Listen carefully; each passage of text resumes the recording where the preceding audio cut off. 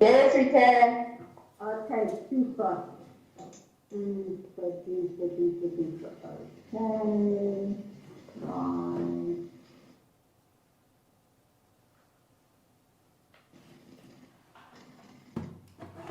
Okay, now how do I get up with it?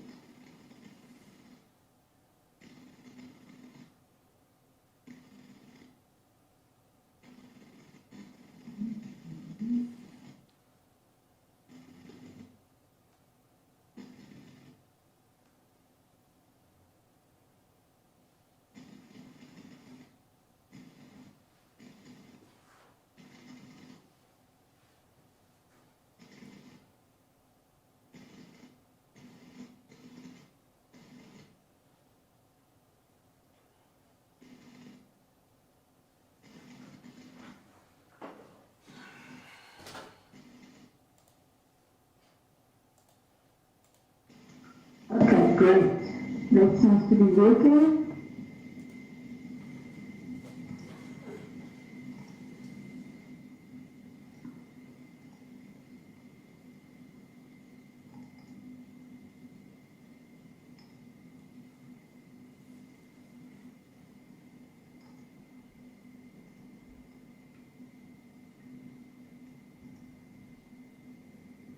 Okay, great.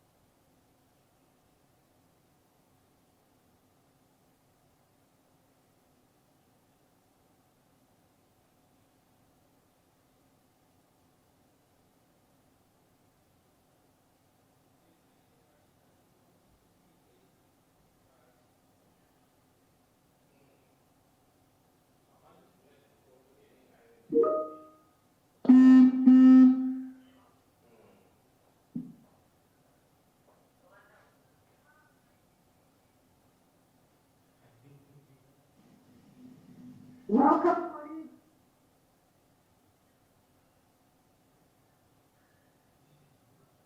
Yes, Mr. Balaji, how can we help?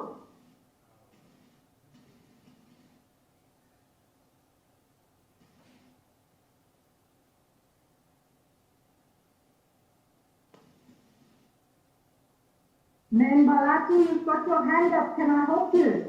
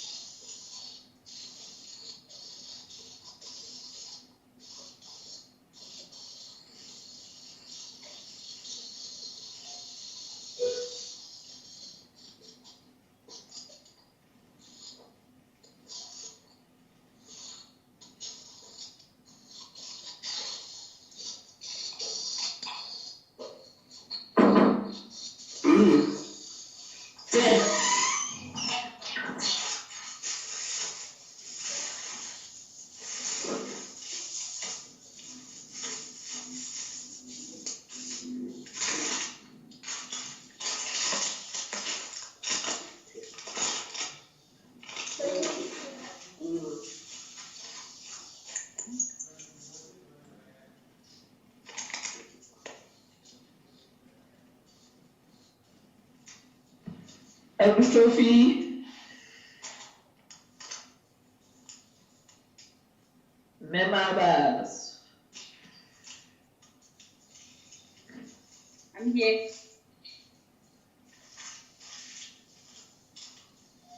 How are you, Memabatu? I'm well. I'm also well. We are happy to have you. Thank you. Thank you very much. Do you have a background for today? No, unfortunately, my computer is not functioning, so I'm using the cell phone. Okay. Yes. Will you be visible? I think, can anybody see me? Let's hear from I audience. see you. Yes, I can see Okay. it. You look The very image nice. is blurred. I can see. Yes. Hello, we see you. You are making a sign of greeting. Hello. How are you? Fine, I'm fine. I'm fine. Yes, You see, Afle? yes. Thank you. Yes. That's good. Thank you. Thank you. Perfect.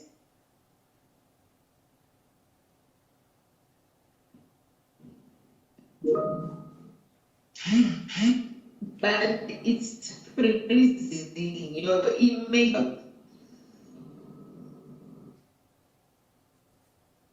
Remember, Sue? Your image is frozen now. You are no longer moving. I don't know whether, yes, now we can see movement.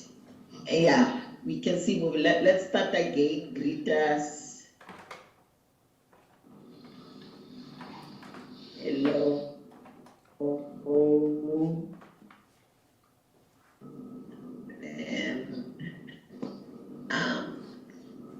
okay. Love you.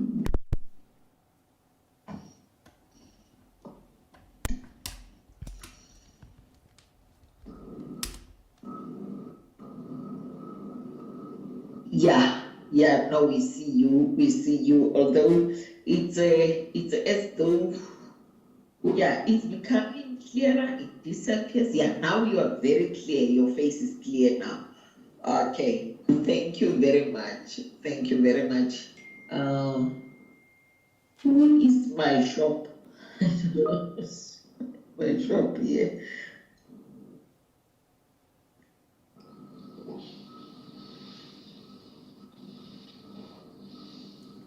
Mr. Abrams, Western Cape, thank you for attending with the women of UNISA Women's Forum. We welcome you.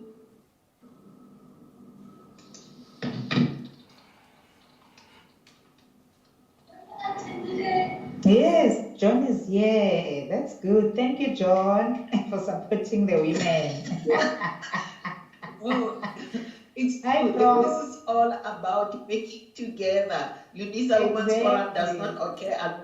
Yes, in Yes. our vision, we say we occur with men because we work together with men in our midst. So this is Exactly. working. Thank you so much for supporting us, Mr. Abrams. We know Western Cape is here now when we see you.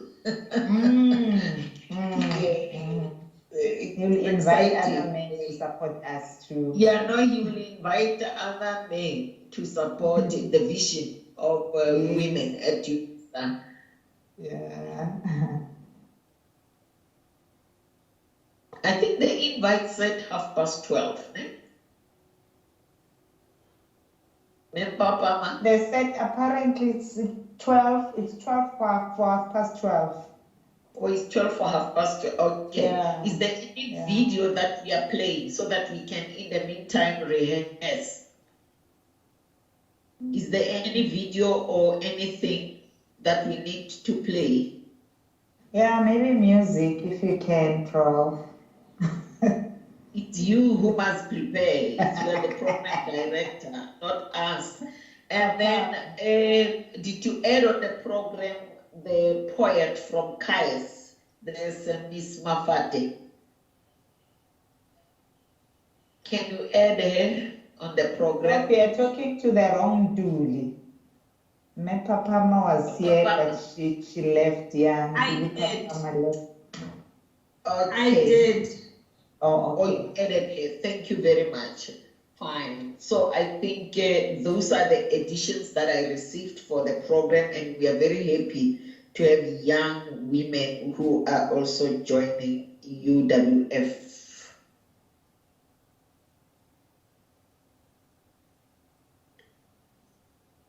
And now we are clear also. We are happy. Yeah.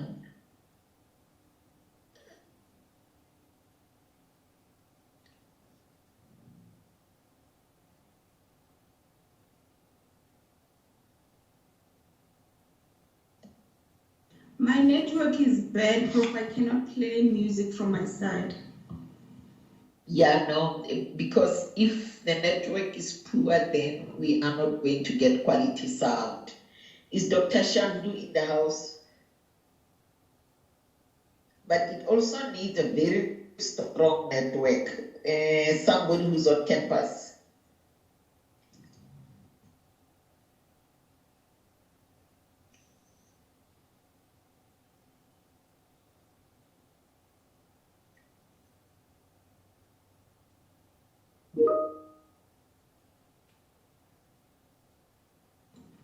True, Claudia.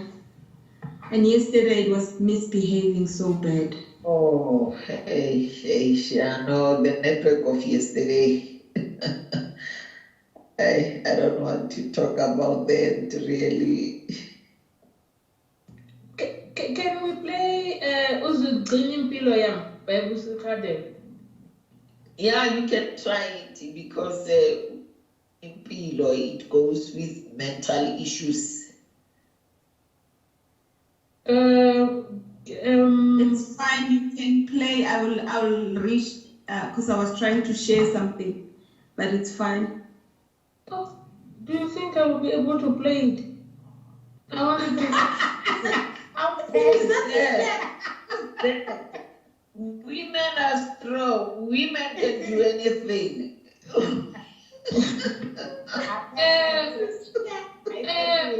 For us. Mangi is there. Mangi, can you please assist with your technology to play Uzugcina Impilo Yam? Okay, let me try. Mangi, yeah. Try. Oh, Meliton. Now I understand. What do you understand? we have in the house those who are called BBT and those who are called BAT, born after technology and born before technology. So now we're BBT. We can give you everything. We read newspapers. We don't read. And we're not even ashamed of it. No, yes, you still read a newspaper. So Maggie is young. Maggie, please don't disappoint me. We are left with 8 minutes to start our program. You're gonna jive. No.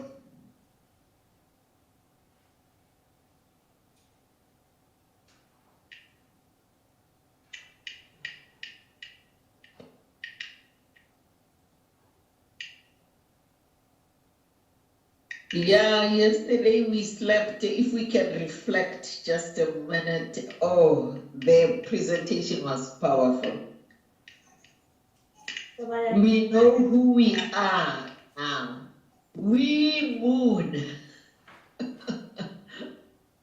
Can you hear it, colleagues? Oh no, we don't hear. Don't hear. Yes. On your desktop, I think it will show sound, click sound or something before it can play. If that button is not clicked, then it won't play. Can you hear something? Yes, we can hear. Well done, Gauteng. Well done, Gauteng. Thank you.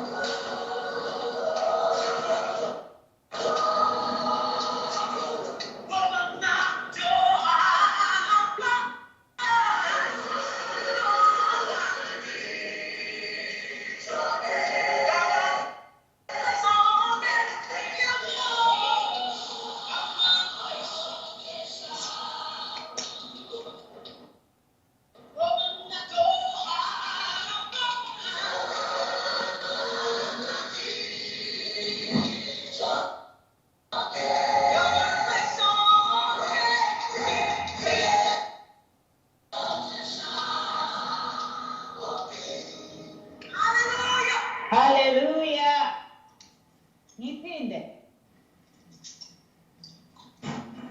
Uzokutshela Hallelujah, hallelujah. Ungasayiphindi, we are moved, we are packed up. So ungasayiphindi. Siyabonga kakhulu. We'll be starting in the next 2 minutes. So maybe you can just play it. You can just play it, Mantuli, Skoni Sami.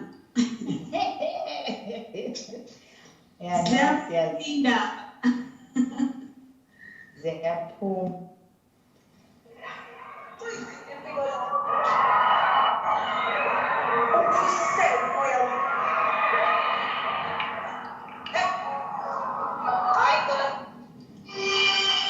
Ay. So Susan, Thank you, Mantuli. I think we can, it's half Start. past, it's towards half past. We are ready to start. We are ready to start. I'm just waiting for it to hit exactly half past and then we'll start. Yes. almost time.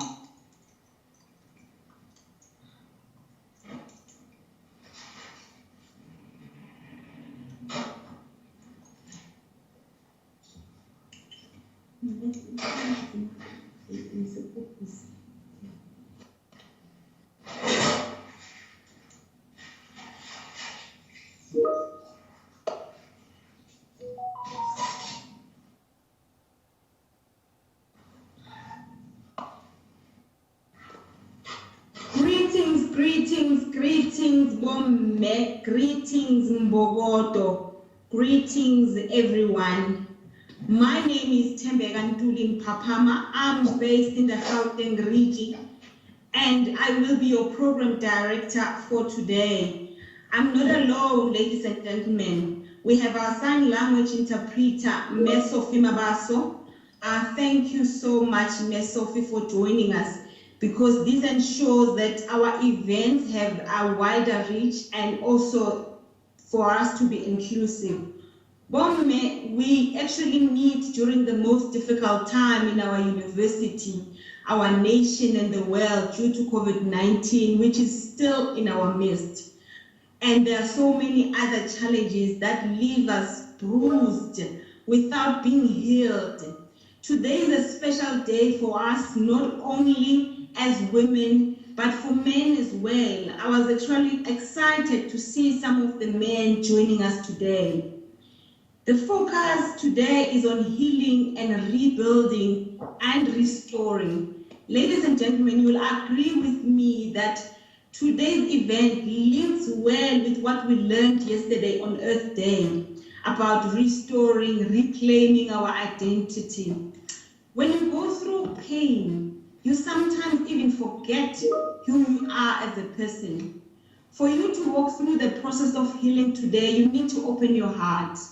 Open your heart. Think of loss holistically. We have all experienced loss, ladies and gentlemen. For some of us, it was death by our family members. It was loss of jobs for our family members due to COVID. Others have missed promotion opportunity. That is also a form of loss. Others experience loss through theft, while others lost through relationship breakups, divorce. The other form of loss that is actually facing us is loss of confidence through bullying and by other colleagues, by family members, telling you that your weekly reports are not good enough, telling you that you are not good compared to so and so. You may add on the chat. There are just so many. Before I call me Claudia on the visual stage, allow me to start the program by borrowing from the book of Hebrews 13 verse 5 verse 6. It says, "For God has said, I will never leave you. I will never abandon you. Let us be bold then and say, the Lord is my helper. I will not be afraid." Personalize it. Say, the Lord is my helper. Colleagues, as you listen to different speakers today, allow yourself to reaffirm your resilience in God. Let His grace carry you through this program. Some of us are still hurting, but refuse to be crushed. Hana ka wena, hana ka wena. Say, I'm going to heal, and these speakers will allow me to heal, to begin the process of healing. With those words, ladies and gentlemen, I hand over to Mefratini to give us a powerful opening poem. Over to you, Mefratini.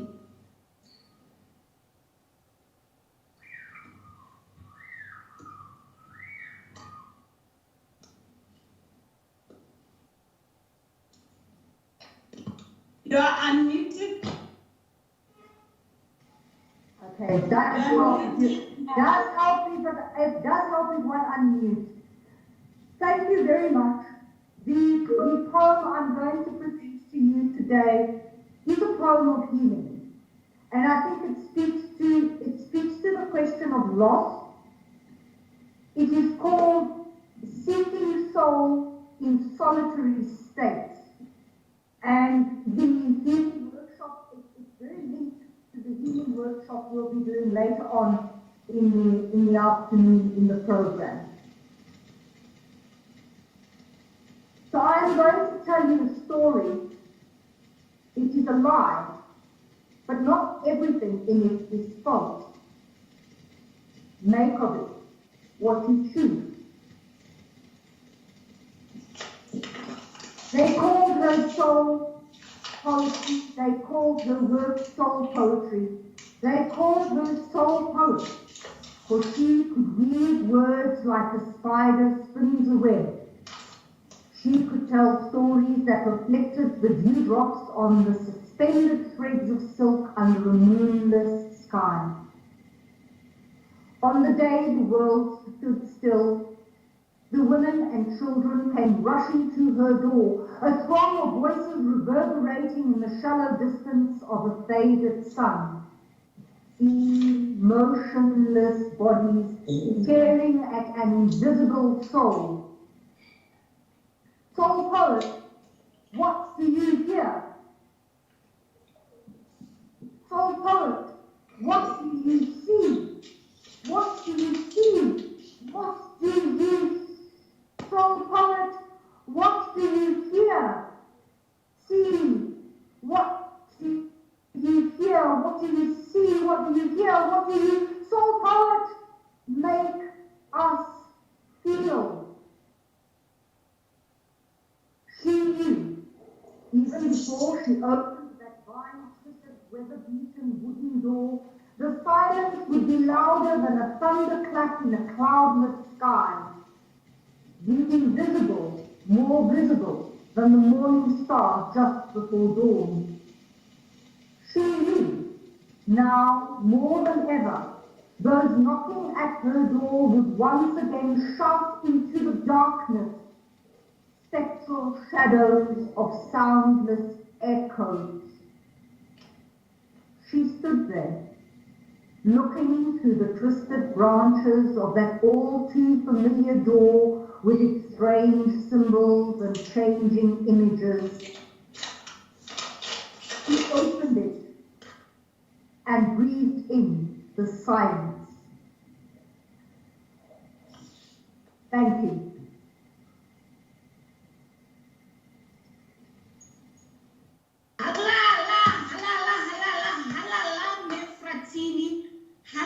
You know, you always find the right words to say to us every time we have these different events.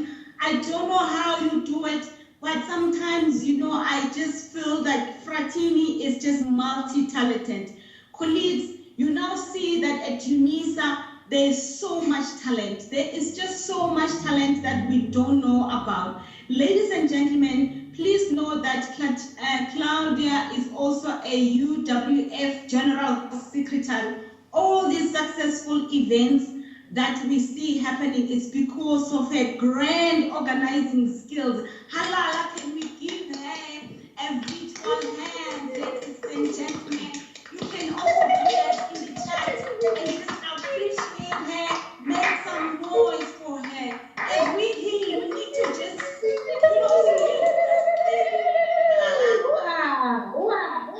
you so much.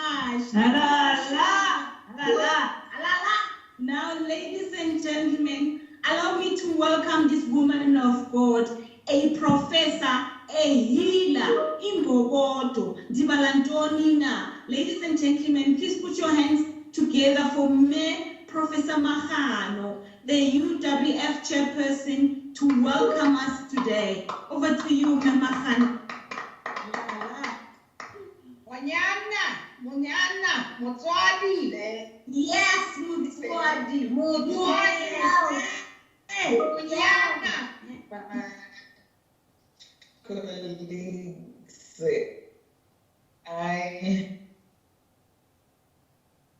good afternoon, Bomme, and good afternoon, Otata, who are here. Good afternoon, Buntate, who are here. Good afternoon, fathers who are here. I am just going to quickly say who we are on this important day. We are UNISA Women's Forum, and yesterday we just learned that we are not women, but we are we moon. So it was very humbling to know who we really are, the we moon. What a term. But we will learn further on why are we now called a we moon. And next month, Mem Patilini agreed to come and grace the Africa Day. I think she will go deeper in unearthing the mupo, the knowledge that we had yesterday. Our purpose as UNISA Women's Forum is to empower all women, irrespective of time, irrespective of stature, of color. We are saying all women can belong to UNISA Women's Forum. And we are not alone, we collaborate with SAWIT, bigger projects are coming. And we have a year plan. I've outlined it, will time and again show where we are going. Today and yesterday, we dedicated the 2 days to Earth Day with climate issues, and today it's Mental Health Day. We are looking now at ourselves, those who are care with us, in our society, in our various spaces, work situation. How do we deal with mental issues? Now, who are these women who are going to steer this ship from 2021 to 2023? At the helm of the committee, it's myself. I'm deputized by Melanga. The secretary is our poet, Claudia Fratini, and we have met Tuli Shandipeta, who is our marketing officer, deputized by Mayor Duli Babama, who's currently chairing today, and Megiven Maruta, our treasurer. And this year, we just extended our territory. We said we are not going to work alone, but our regions must come on board. We went to Florida, we got Dr. Florence Malongani, who is a nutritionist in the Department of, I think it's in the College of CAIS, College of Agriculture and Environmental Sciences. We went down to Western Cape, we got Dr. Shahida Johnson. We went to Limpopo, Northeastern region, we got Pindi Lesiloma. And then locally at Mokelnek, we have Mehita Peterse in UNISA Press. Again at Mokelnek, we have Malebo Balati. Ekuruleni Gauteng, we got Pet Letole. Florida, we got Dr. Nomkero Tombeni. And then we went to Rustenburg, Midlands, we have Pomashishi and Meki Diboni Tansa. We went to KZN, we have Penishezi, KwaZulu Natal, Papa is here in Gauteng. And we went down to Eastern Cape, we have Dr. Makwena Molocha. And again, Mokelnek, we have the ex-official members, is Dr. Sheila Kumalo, Professor Sindile Mukiwa, and Gubani Mukiwa, and then Professor Noktula Mazibuko. Eastern Cape, we have Dr. Vyokas Zikata, Mike, and Dr. Daniels. So these are the women who are steering the ship. And as I welcome you, all mothers, indeed, we want to heal. We want to heal. We want our land to heal. And we are saying, as mothers, we want to look at various aspects that are affect our being, our health, which is so crucial. If you look at the slide, we see a number of people that make us to feel small. We are worried that we are unhappy, we are disturbed, we are withdrawn, we don't talk. People think that you are an introvert and you are not. It's simply because you are surrounded by issues that make you feel small and you can't talk, or your context is making you to feel inferior. So today we are struggling with all these emotions. Yes, they may be deep-rooted. It is my desire, it is my prayer to say it's okay not to feel okay, but get help. Get help. Women are here in UNISA Women's Forum. In my other camp that I wear outside the forum of UNISA, I'm also working as a counselor in my other life. It's okay to reach out for help. And we use our senses just to help ourselves, our physical being, our touch, our senses of smell, taste, so that we are relieving ourselves from what we feel inside bothering us.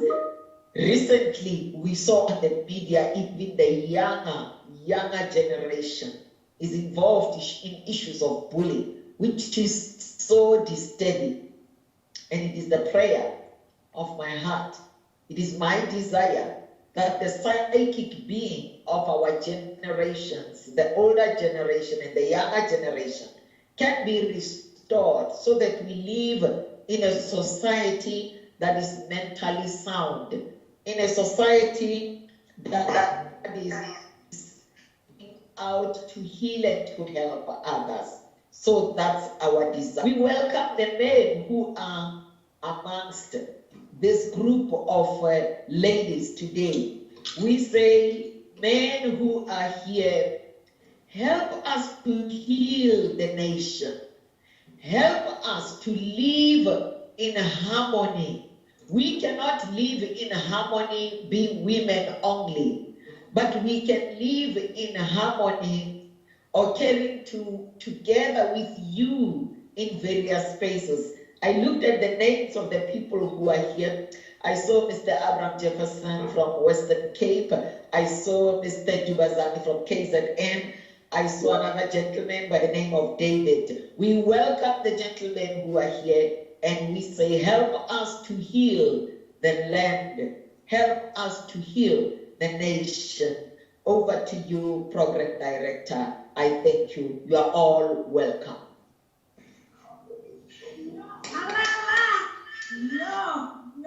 Yo, can we scream from a Mahano, please? I need to hear that you are there.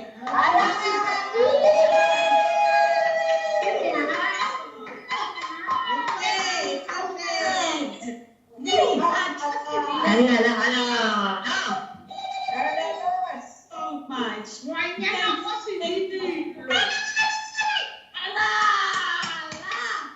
Thank you so much, Mema Khano, for reminding us about the vision of the UWF and for encouraging us as women. Ladies and gentlemen, you can hear from Uma Khano's welcome that today is not a normal event, but it's time for us to really pause on those weekly reports, pause on those monthly reports. Please don't say I said that. Pause and just restore ourselves. Thank you so much, Mema Khan. Indeed, our land needs to heal. It must start with me, Tembeka Ntuli Mpapama. It must start with you there. We write angry emails to each other, colleagues. We write even to students angry emails, not because we want to, but because the inner self is hurt. So today we are really going to be assisted. Up next we have Dr. Jansen from the Western Cape. Dr. Jansen is a qualified psychologist by training. For us to understand healing, we need to understand a person. We need to understand Moto, Umuntu. Take it away, Dr. Jansen. You have 20 minutes to heal us. Thank you. Thank you so much, Program Director. Good afternoon, everybody. Bonweni, Dumelang, Tanmonani, Sawubona, South Africa. Assalamu alaikum. Goedemiddag, everybody. Shalom. I know that I haven't greeted everybody, but on that note, hopefully I will start and I will learn to greet more people. But I just wanted to bring myself into this lovely, lively event.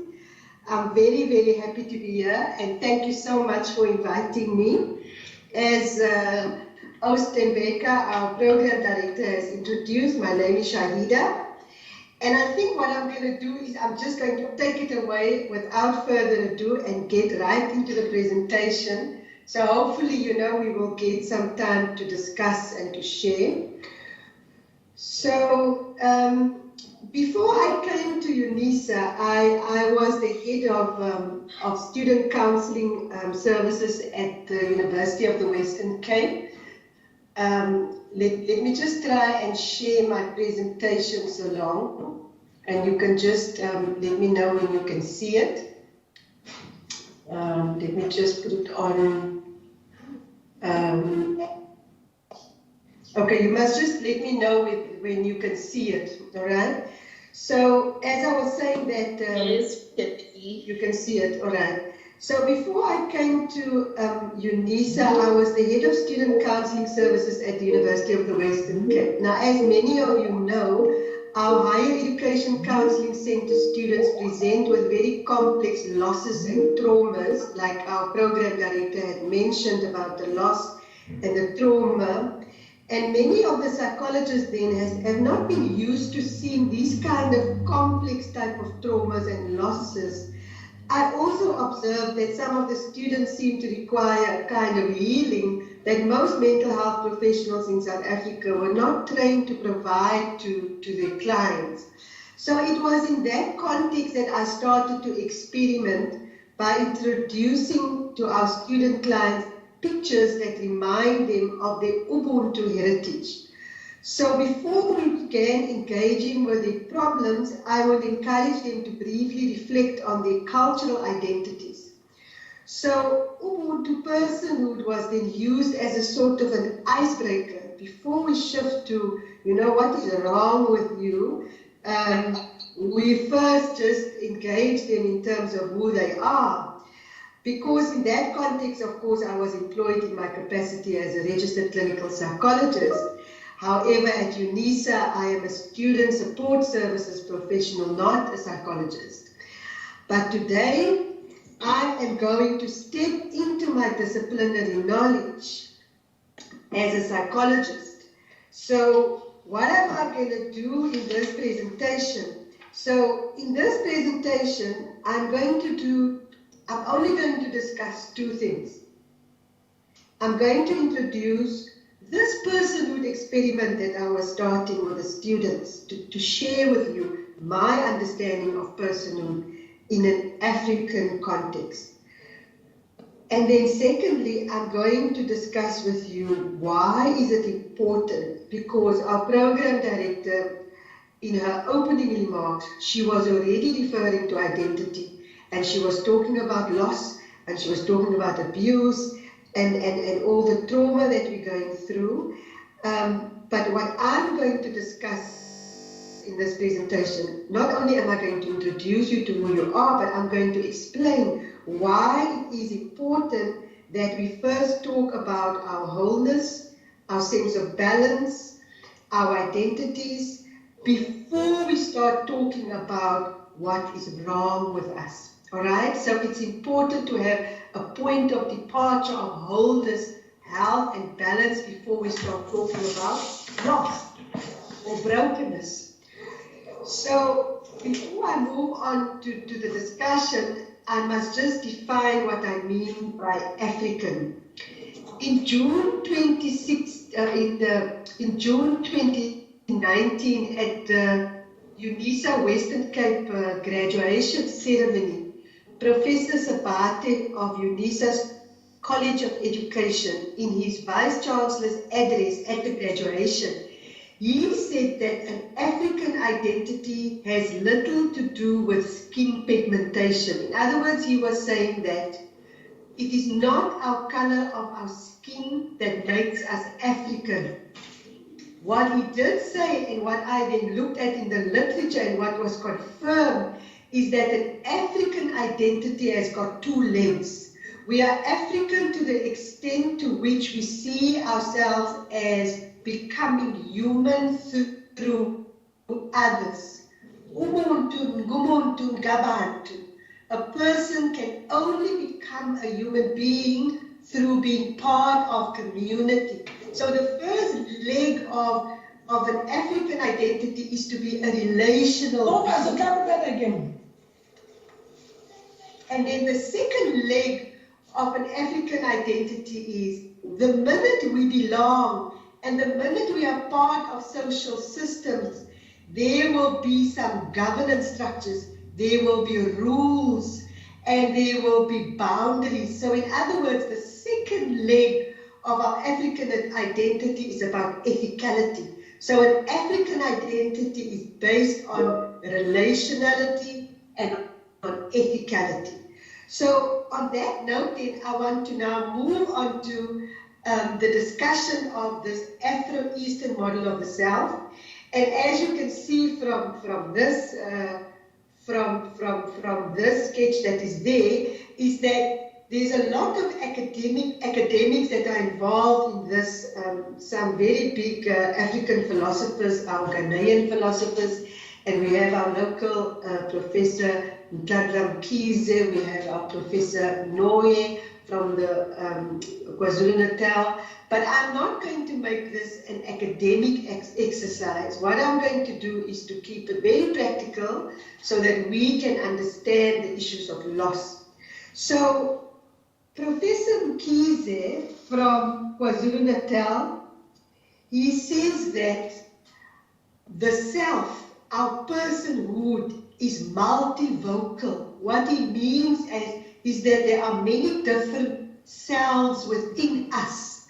We are multidimensional, or he also uses the word in his article, multiplicity. So there's these different levels of ourselves, right? So in other words, that we are complex. So at the base of ourselves, and I now want you to look at that yellow part, I want you to look at the sun, because inside of yourself there is a sun. The sun is energy. Because in the African tradition we say that everything material and non-material is spirit. So you are umoya, you are spirit, right? And I'm going to come back to that because that is very important, that you are spirit. So for those who do not feel comfortable to identify with the spiritual dimension, you can look at that sun and you can just understand it as energy. We are energetic beings. In other words, then it also means that we are dynamic, because you know that spirit is something that moves around. You can't grasp, the spirit with your hands. You can't keep it in one place. It moves, right? So there's a part of us then that's this moya, this energy. But this moya then also comes manifest in the form of umzimba, the body. And so there's this body that you have to look after. What you eat, you need to dance, you need to exercise, and you need to feed the body with what it needs. And then there's also the emotion that is symbolized by the heart. And so remember, we are dynamic. As we're sitting here, the earth is actually moving. So even the universe is moving. So our emotions then, when we hold our emotions and we do not have safe spaces where we can express our emotions, what happens, it will also make us sick, because the heart, the inclusio, must express itself for us to be healthy. And so also with that backbone, because we are powerful selves. We are what we in isiXhosa we will say unamandla. You are powerful, all right. And so that backbone then represents the power that we have.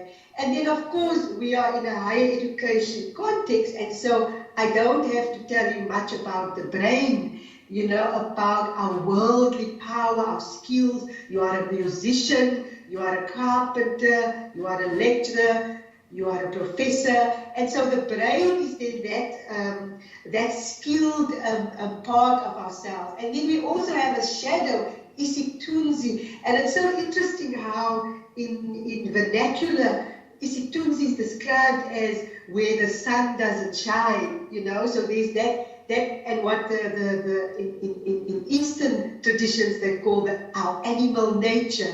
But our animal nature is important because it's important for our survival, all right? And then we also have a soul. So before I'm just going to slightly touch on each one so that I can describe each one to you. But what I want you to understand before I move away from this slide is I want you to understand the principle of balance and the principle of integration, so you can understand what health and wholeness is. So you may have a man that's got a beautiful body, or a woman, she's got a beautiful body, all right? And so she looks very well after her plant, her umzimba, all right? But this man may be abusing his wife, and this woman might be abusing her children. So even though she has a beautiful body, or this man has a beautiful body, we do not call him or her healthy or whole, because you are only whole when you attend to all the different parts of the self, all the multivocality, like Professor Mkhize says, of the self, right? And so the principle of balance then means that you must deal with your emotions. You have to deal with umphefumlo, with your spirit. You must work with your spirit. You must look after your body. You must exercise your mind, your brain, and you must keep your shadow little. Your animal shadow must be little, all right? And so when all of these parts of yourself is being worked on and in balance, only then can we say that you are integrated, you are a whole person, you are integrated with the community, you get on with people. I want to just make a last example. What we find a lot in our modern society, we have what I refer to as they are champions of one-sided development. So you have these very clever people nowadays, all right? People are very clever, they are very good at what they are doing, but they're not able to get on with people. Nobody wants to be around them, right? So we can say maybe to them what my mother used to say. My mother used to say, I don't want clever devils in my house, all right? So she used to encourage us to study and to go to university, but what she was saying is that you must be whole beings. You must have a university degree, but you must also have respect, all right? You must be a proper umuntu. Otherwise, she said, I do not want clever devils in my house. So I hope now that I have made that one clear. So I'm just going to quickly touch on, so if you understand that you are umoya, you then understand that you are fundamentally social. You are inseparable from the rest of the universe. Your energy pulsates in the rivers and in the oceans, right? Your energy pulsates with the animals and with the plants. So your amandla knows no boundaries. You are that powerful. And so you're going to understand a little bit later why it is so important that you understand the part of yourself that is called a radically attached self, or an ubuntu self, or we refer to it as the collective self, all right? The self that is part of everything that surrounds it. But we are also an umzimba, and we say that the body doesn't lie. We must look after ourselves because it will also be expressed through our bodies. So Professor Mkhize says that these different parts of ourselves, they have conversations with each other. So sometimes when we don't attend to our pain and to our losses, we get blood pressure, all right? Or we start having heart disease, or we put on a lot of weight, or we lose a lot of weight. So if the inhliziyo is not looked after, it might be expressed through the umzimba, because remember, we are integrated whole human beings. And then, of course, the heart, sorry for that typo there. So the inhliziyo, the emotions must move through our bodies. We must work with our compassion, express it, but we also need to work with our pain and with our loss. And then, of course, the amandla, you have a backbone, you can stand up for yourself. You can find the courage, all right, to say no, not to just, try to be everything for everybody, but to take some me time. You have to express your amandla. And then, of course, the umgrondo is the brain. That part of yourself, your worldly competence, your performance and your achievements, and your and also your what do you call it? Your self-esteem, your confidence. Right? She has the confidence. He has the confidence. That is all to do with your worldly power. And then, of course, the animal we speak to, the animal in the Eastern traditions. The psychologists call it the id, and that is your shadow. And those are our instinctive drives, like for instance, the drive to aggress. And it's important because for survival, sometimes we need to be able to defend ourselves. But of course, if we start responding with aggression just around for every little thing, then we know that our animal is out of control. And then, of course, our umphefumlo, it is our personal spirituality. We go in the mountains, we go in nature, we go to church. The program director opened this ceremony today. She opened it with a prayer. And that is important, our personal spirituality. That is just another picture that shows, the whole self.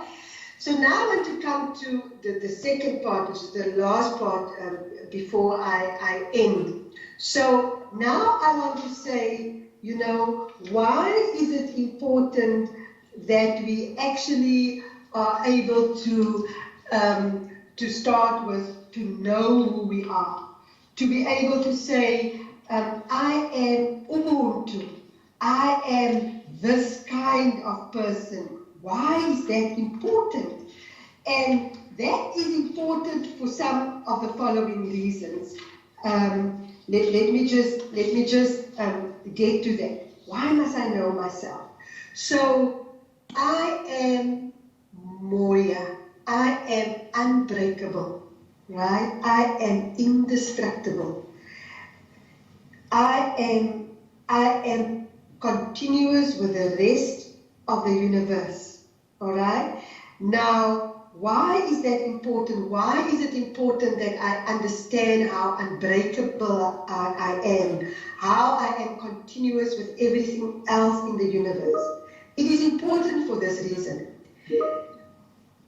To be a human being means that going through life, we are going to experience disappointment. Somebody is going to let us down. Somebody is going to disappoint us. We're going to have losses. Someone will just try to break our spirits, okay? We go through divorces, we go through losses. We go through sometimes the kind of pain that we don't even want to share with others, all right? It is that painful, it is that personal, we don't want to share it. Now, the reason why we need to understand that you are umoya is because that you need to be able to sink down into your pain and feel and express your pain fully. Otherwise, you are not going to be able to heal. And if you know that you are indestructible, that you are unbreakable, that you are an extension of the universe, you will then not be scared to go into your grieving, to cry, to express your sorrow. Because when you go right down and you hit rock bottom, you know that you will come back up. because you are indestructible. And the reason so many people today are not grieving, are not engaging with their pain, is because they do not know or they have forgotten. Because remember, we have had our cultures has been destroyed and also has been broken through processes of colonialism. So some of us have forgotten that our spirit is unbreakable, so we are scared to heal. We are scared to cry. We are scared to go rock bottom, because unless we go rock bottom, then we will come back up and we will be healed, right? We will be well. We will retain the scars and we will retain the memory, but we will be whole again. And so that for me is the benefits of understanding ourselves in terms of an Ubuntu understanding, because we know that we will rise again, right? We will recover fully. We will regain our vitality and our energy, and the surge of life will course through our veins once again. So on that note, I want to conclude this presentation, and I want to remind you that we are made up of tough stuff, because we are a continuation of the rest of the universe. And that our personhood, the fact that we are Ubuntu, means that we are a bottomless spring of well-being. And that we need to start with what is right with ourselves, all right? And that in our brokenness, when we grieve and we mend our brokenness, it will take us back to our wholeness, right? If we allow ourselves to sink into the full brunt of our pain, then we are able to be whole again. We get broken so that we can heal and that we can rise again. And on that note, thank you so much, ladies and gentlemen. Thank you. Thank you so much. Thank you. Thank you. Can I hear some screams? Thank you. Thank you so much, Dr. Jansen, for helping us understand that even our students need some form of healing. I've been reading some of the tweets that students write in our channels. One of them said, "I hate you, Prof. Linkabula." That tells you that the entire society needs healing. Thanks again for reminding that we must find time, like today, to express our emotion. Realebohame Johnson. Up next, we have Dr. Danke. Dr. Danke is an education specialist from UNISA. He will be speaking from her experience of losing a husband. Her topic is loss as a disruptor of balanced personhood. Colleagues, we will have 10 minutes for each speaker so that we have more time to engage, more time to speak. Today it's about Asikulume. At the end of the program will allow us to engage. But you are most welcome. I see here we have chat. People are putting their comments on the chat. That as well is also appreciated. As Prof mentioned, you are allowed to ask questions on the chat. Our presenters are not recorded, they are here. Take it away, Dr. Janke. Good afternoon, Program Director. Can you please ask Dr. Jansen to unshare her presentation? Please unshare, Dr. Jansen. Unshare your thank you, Dr. Jansen. We've taken your cell phone. We'll be sending you e-wallets today. We are paid. Thank you so much. It's unshared, thank you.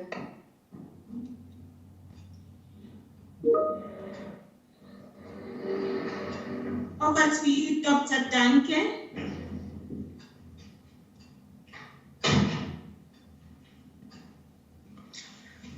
Good afternoon, ladies. Today I would like to talk about loss as a disruptor of balanced personhood.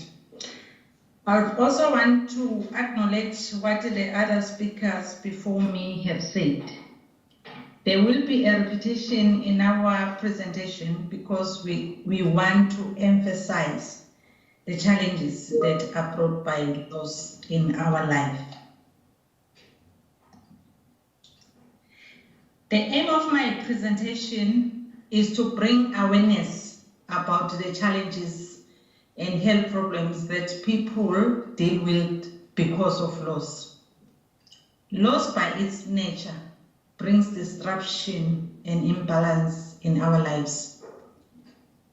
If an individual experiences loss, the mind, body, and the soul or the spirituality of that person, it becomes affected.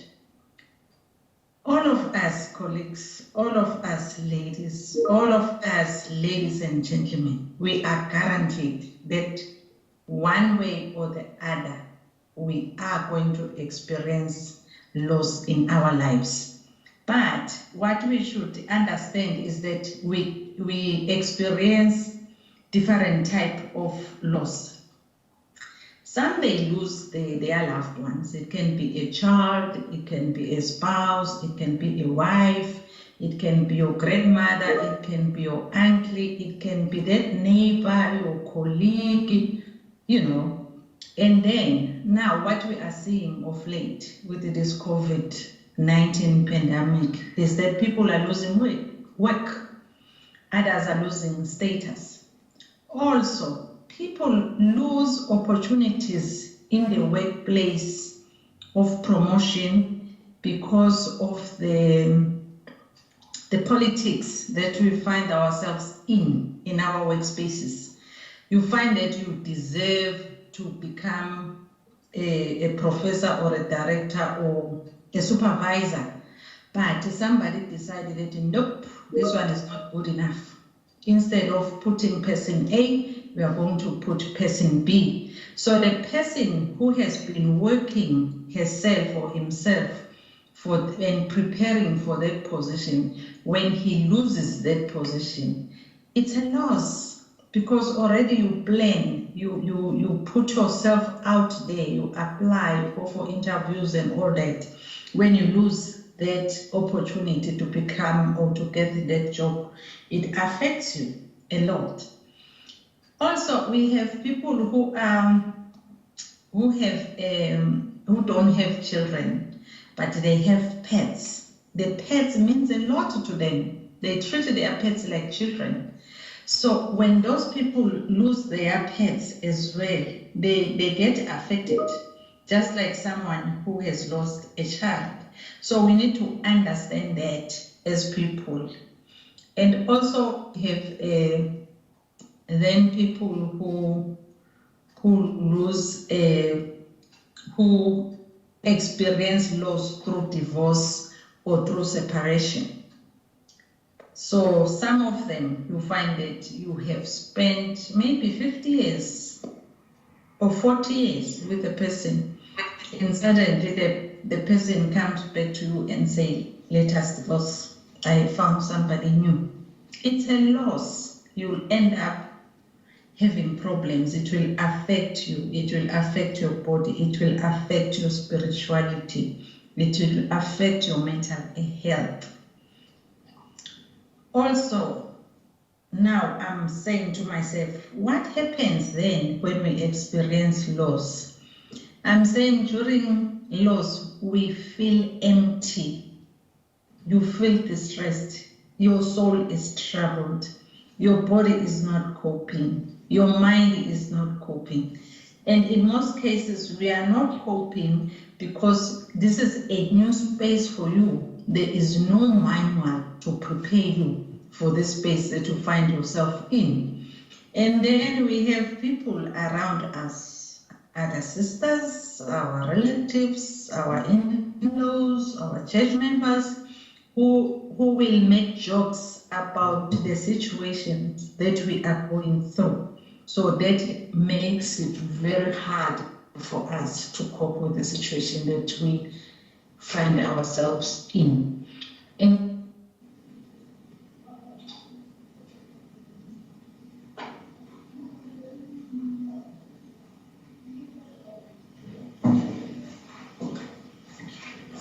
Dr. Matlabe, we are losing you. We are losing you, Dr. Dante. I hear the sorry, sound. it was the network glitches. Sorry, it was network glitches. So I was just saying sometimes, thank you. Sometimes you find that a sister or a brother comes to you to say, you know what, I've lost my wife or I've lost my husband. I am not coping.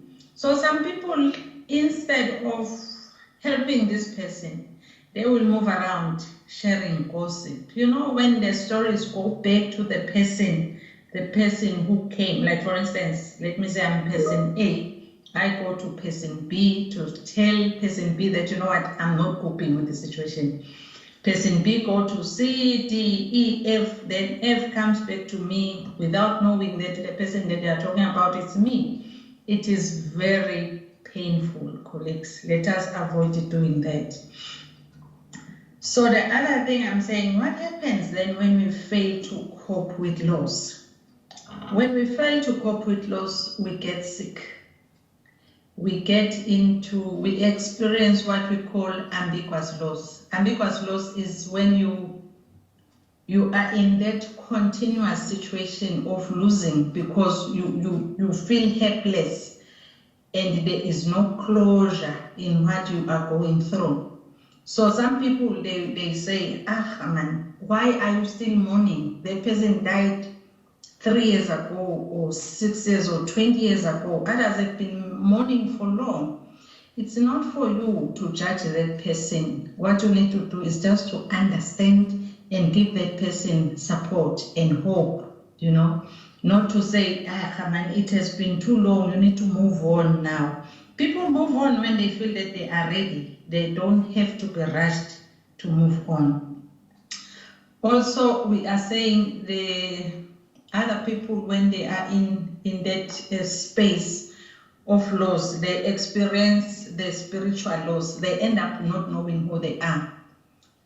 Others will find that they've been active in church, but when they lose something that is valuable to them, they feel like, it's a workshop healing the what? Oh my gosh. Others will like, but can you mute the speaker, please? The participant, yes, thank you. You can proceed, ma'am. Sorry about that. Okay. Others, it's like, if God really loves me, why would he allow such a thing to happen to me? So instead of going to church, they will stop going to church. Others, remember, it's not just church alone. When we talk about spirituality, it involves a lot of things. Others, they are not Christianity. Others, they believe in the worshipping amadlozi. So whatever spirituality that you worship, once you find yourself experiencing loss, you end up saying, but really, if there's somebody out there who is looking after me, why am I supposed to suffer like this? So you end up switching off. You end up switching off.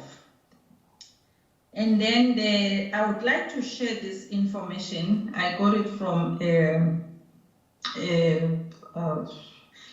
an article that I was reading, but it's American statistics. They are saying the doctors have revealed that the people, out of 200 people who come to see GP, 66% of these people are having psychological problems.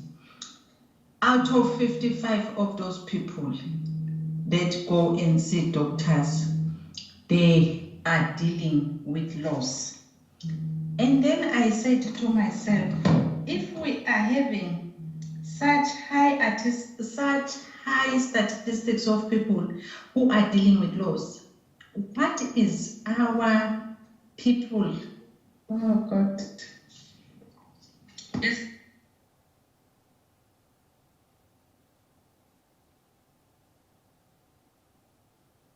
Colleagues, we seem to have a problem with Dr. Duncan's network. So guys, I'm wrapping up, it's the internet. So I say to myself, if we are having such high people who are experiencing psychological problems, who are experiencing loss, and the loss is affecting them, what is our people or our employer doing with this? Do we know really who is experiencing this in our working space? Who is recording or collecting the statistics? And what type of assistance are these people getting? I don't have the answers. I'm just putting them out there for all of us to engage with them.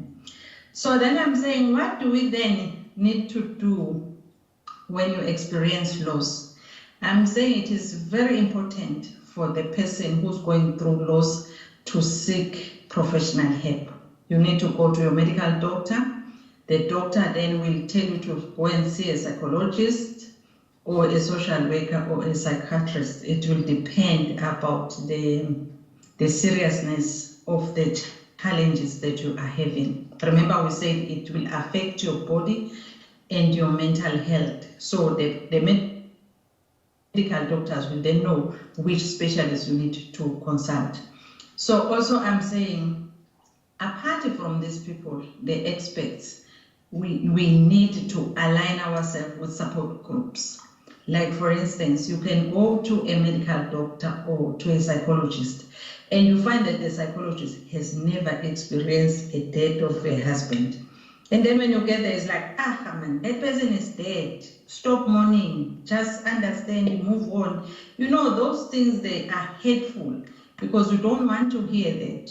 You are still attached, you are still clinging in this person. So what we need to do then is to find people, the support group, people who are going through the same experience that you are going through. You can find those people in church, in the workspace, and in the community. Because if I'm a widow, and then I find a support group for widows, it's easy for us to sit and discuss widowhood issues without being judged, instead of judging.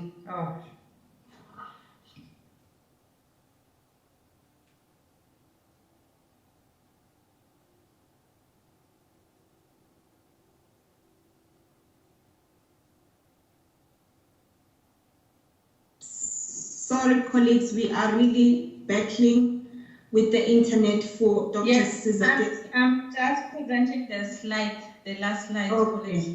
Thank you so much. Then getting the help that you need, you find that people are judging you. That's why I'm saying look for the support group, people that will understand what you are going through, who will support you and not judge you.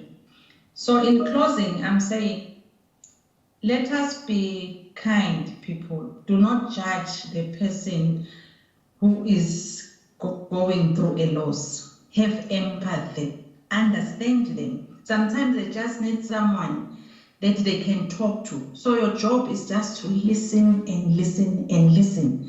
When you think you have listened enough, you can then ask me and say, Caesar, I hear what you are saying, but what are you planning to do to move forward? Instead of telling me how I should move forward. So, and also avoid saying hateful things because they don't make the people to heal. You are just delaying their healing. Also, what happens is that when we are in this space, when we are vulnerable, you find that we are working with people who are really mean. It can be the COD, it can be other colleagues. You find that they hate you. They will make your life really miserable. And that will also affect you from getting the healing that you need. In closing, colleagues,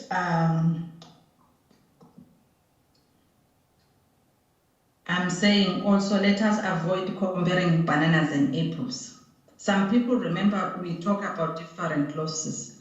Someone has lost a husband, someone has lost a child, someone has lost a house or a car, someone has lost a child, and then you find a person saying, but it's better to lose a child than to lose a husband.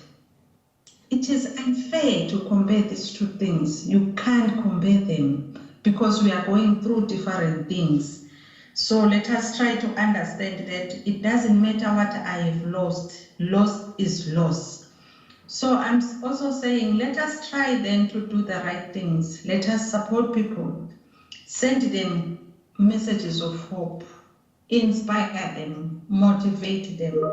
You know, let us practice love and Ubuntu, instead of doing the opposite, because those things, they just make us heal very quick and fast instead of backstabbing the other people.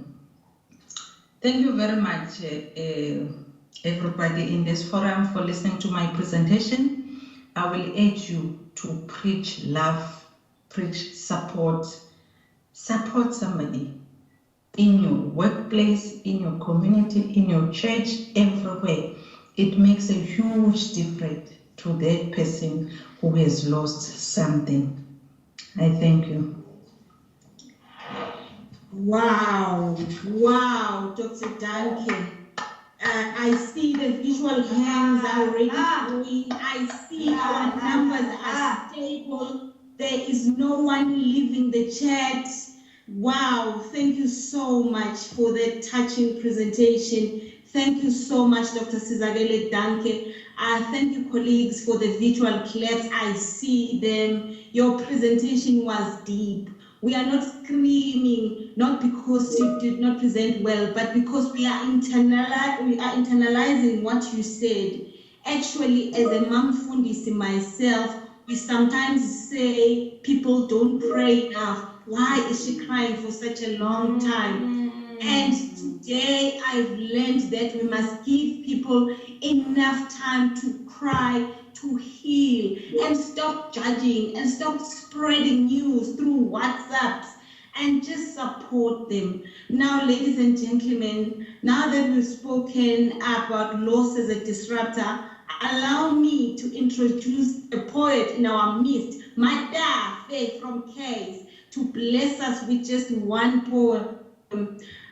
You don't want to miss the next speaker, colleagues. The next speaker is a nutritionist who will be guiding us free of charge on how do we heal physically. But for now, give the virtual claps for Matafe. Take it away, Matafe.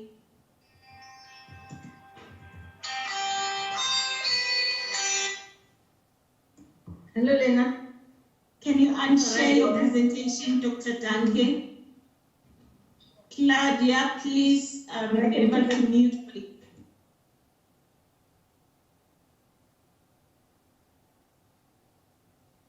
Matafe, over to you, Matafe. Dr. Danke, please unshare the presentation, the last slide, please. Is it not Mafate? Katie? I'm trying. Oh, Mafate. Thank you, Prof. Thank you. Good afternoon, women. Good afternoon, everybody. My name is Kate Shadikolo Wakwamafati. Sene ke setogolo sa Matebele. Ke le tebele ke le kwankwana ke le thoka kgomo ke ja motho. Ke a le dumedisa lotlhe. Thanks for giving me the platform. I'm truly honored. I am from the Department of Agriculture and Animal Health. I was awarded a praise of one of the greatest sonnets poets in my generation last year on a Senate Daddy Poems for Bob. So I'm a sonnet poet. My poems are so short but precise. The next poet will be embracing what other speakers, fortunately, they have said. So kindly please enjoy with me. I will send it through and then you will see it later. I drafted this poem last year. I was going through a phase of what is happening now, which is loss. So I had to really deal with the pain in the way that I have noted my words. Kindly please enjoy. The title of my poem is Caution to Rage. Caution to Rage. The whole of caution to rage is open deep. My heart stop, said my thoughts. Warning of errors awaits me to breathe again, while the sign at the end of the road warn me indeed. The challenge of grief takes course and force. See my almonds need to peruse revenge in this matter. Silence still covers my grief in peace. Oh, hold still and see death pass the grave. Echo my heart still wise alike, the cave caution to rage, as I need to fulfill this rage again. Stop me twice more as I revenge. Rage can win this again, and the caution say hi. Awake to the parallel with my rage. My conscience welcome courage as equals when revenge completes the cause with a rage. Oh, again, while cautious to rage stops to say grace. Amen. Thank you for the time.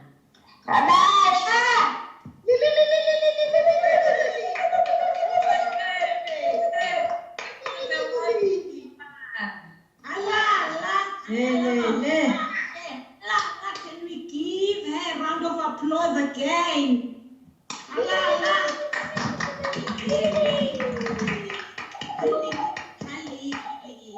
You know, when you are lazy to say li, I just say halili. Thank you so much, colleagues. Thank you, Mafate, for always finding the right words to say, and congratulations on your achievement. Now, ladies and gentlemen, we move to the next set of speakers. Up next, we have Dr. Malungwane from CASE. Dr. Malungwane is a nutritionist from CASE. She will be covering a topic that touches on how can we heal physically. Over to you, Dr. Malungwane.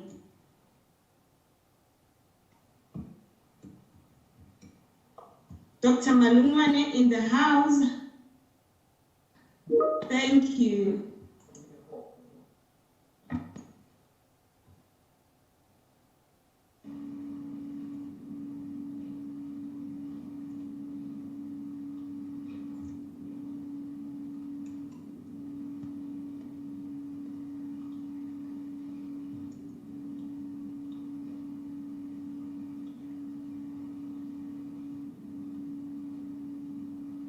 Dr. Malungwane. I need to just make sure that I can be able to share the presentation. Great. Please also share it on a presentation mode, because I've noticed in the chat there was a colleague who couldn't see. Yes, wonderful. Awesome. Bogodo. Okay. Thank you so much for this opportunity to be able to present to women. I would like to thank those who came before me and presented. They actually put a base for me to stand on. And my topic is literally asking the question, what is the effect of stress on human body? And briefly explain how to come out of it and how to deal with it boldly wise.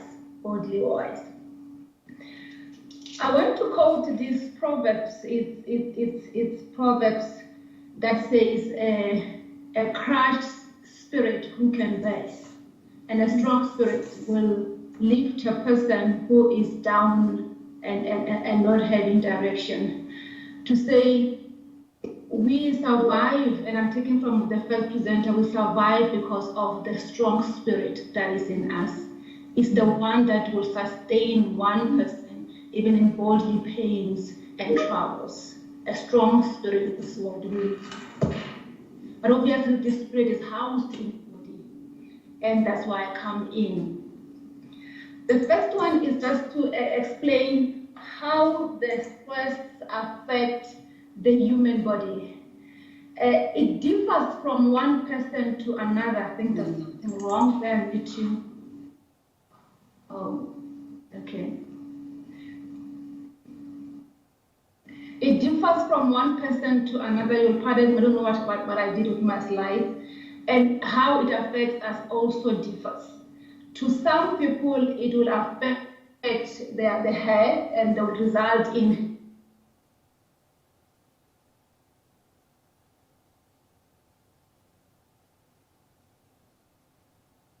hair loss and baldness. Will experience irregularity in the lower back pain. While some, they will have an effect on the digestive tract. All these effects that you see on your body, it's because sometimes when we are stressed, we just think it's only stress. When we are stressed, it's more than stress.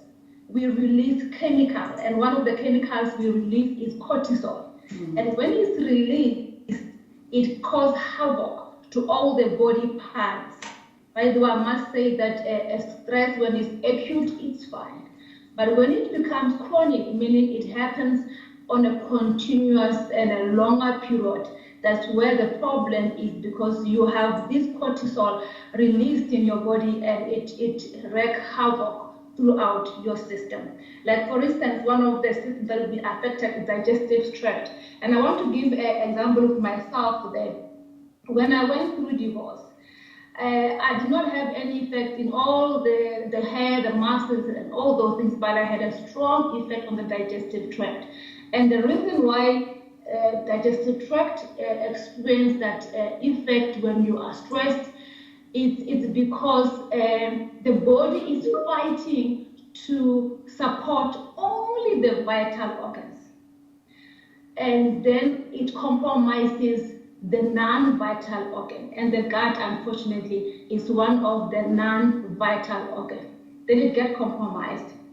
And that's why people end up having inflammation of the lining of the stomach, which is gastritis, and some will have stomach and duodenal ulcers. I had irritable bowel syndrome, which is now gone, and I'm fine. But that was the other way where stress affected my health and my body.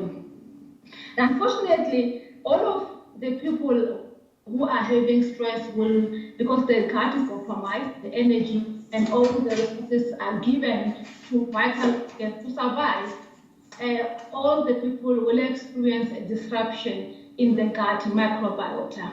And that obviously will influence the immune system. And that's why when you are stressed, you are easily attacked and easily infected with so many infectious diseases. And some will obviously experience a problem with the skin. This one is not nice because while the gut no one will see, the skin everybody will be able to see that there's a change in your skin, especially when it affects the facial area. In the brain, because this cortisol is controlled mainly there, you will have mental and emotional problems such as sleeplessness or insomnia. and headaches, personality changes, irritability, anxiety, and depression is one of those. But there I want to pause a little bit and explain something. It affects your brain, for instance, as a mother and as a woman. But unfortunately, your problems of irritability and insomnia and depression doesn't only affect you, but it also affects you and your children as well. And if we are not careful, if you don't deal with it and heal, you take that problem that affects you to influence how your children will deal with depression. That is why a person who's depressed is more likely to give birth to a child who's more likely going to be depressed, and the cycle goes on. And the importance of healing is there to say you must be healed so that you can be able to pass on the good behavior and the good way of dealing with your children as well. Cardiovascular diseases and hypertension are also linked to accumulated stress in a human body. Those who are asthmatic, when they are stressed, they have more asthmatic attacks than when they are not stressed. Reproductive and obviously excess cortisol, which is released to fight the stress, suppresses your sex hormones, and that will lower your libido and can also cause disruption in your ovulation cycle, and you can have missed and skipped periods. Then the stress that one experiences does a lot of damage to the human body, and that is why it's important, like the previous speaker, Dr. Danke, has said, it's important to seek help, because you're not only helping your body to heal, but you're also helping those at to you. I'm just going to touch a little bit on one slide and stress and weight gain. There are two different people. There are those who, when they are stressed, they will not eat. Unfortunately, that is also a double problem, because you need the nutrients to support this body, which is now having to fight for a long time. But there are those who, when they're stressed, and mostly will be like this, they end up having a weight gain. And the reason, again, is because of the chemical. I just picked up cortisol because it's the main player in terms of weight gain associated to stress. What happens during stress conditions, cortisol will just increase. And when it increases, it stimulates the appetite. And unfortunately, when the appetite increases, it also stimulates the desire to eat highly palatable foods. Like, for instance, the food that are rich in fat and food that are sugary. And your body, it's geared towards or running towards that food items, which obviously will increase the weight gain. And cortisol, again, also regulates how we choose food. If it's high in your body, you will end up choosing food that are not okay, but also it also increases the stressed eating or binge eating because you are stressed. Unfortunately, again, when cortisol is very high in the body, I'm trying to explain this in a layman's term, it has a tendency of stimulating other chemicals, which will lead to more fat formation. Your body, when you lose weight, you actually have more fat breakdown. But in the area where cortisol is very high, the body tends to store more fat and build more fat, meaning it mobilizes resources in your body to build more fat. Then it's more like it makes you to eat more of bad things and also increases the buildup or the storage of fat. And the question is, what do I do to break the cycle? What do I do to make sure that I don't have this problem anymore? What do I do to make sure that I'm out of this stress and being able to care for those that are near me and give them a good outlook of life, a life that says you can live freely, you can live free and have that positive energy around you. One of the things that we need to do, and especially brisk walking, it does wonders, because there are different types of exercises. But in terms of relieving stress, brisk walking, meaning walking faster, it does wonders, especially in the mornings because the air is a bit clearer. Exercise will reduce the level of what I mentioned previously, cortisol and adrenaline. These are stress hormones. This is what the body releases to deal with the stress. And it also stimulates, this one I like, endorphins. These are chemicals that your brain, when they're more in your brain, you have these feel-good emotions. And also, they can also act as a natural painkillers. The other thing that we often neglect, and especially for women who prefers a flat tummy and they will tuck their tummy inside, it's good, you look good. But on the other side, you are suppressing the easy flow of in and out. Then everybody needs to at least have time where they have breathe in and breathe out exercises. This increases the amount of oxygen in your body and again stimulate the outgoing of carbon dioxide. And if you do this, you will feel much more healthier and much more having more well-being. Often neglected is adequate sleep. This one works like opposite.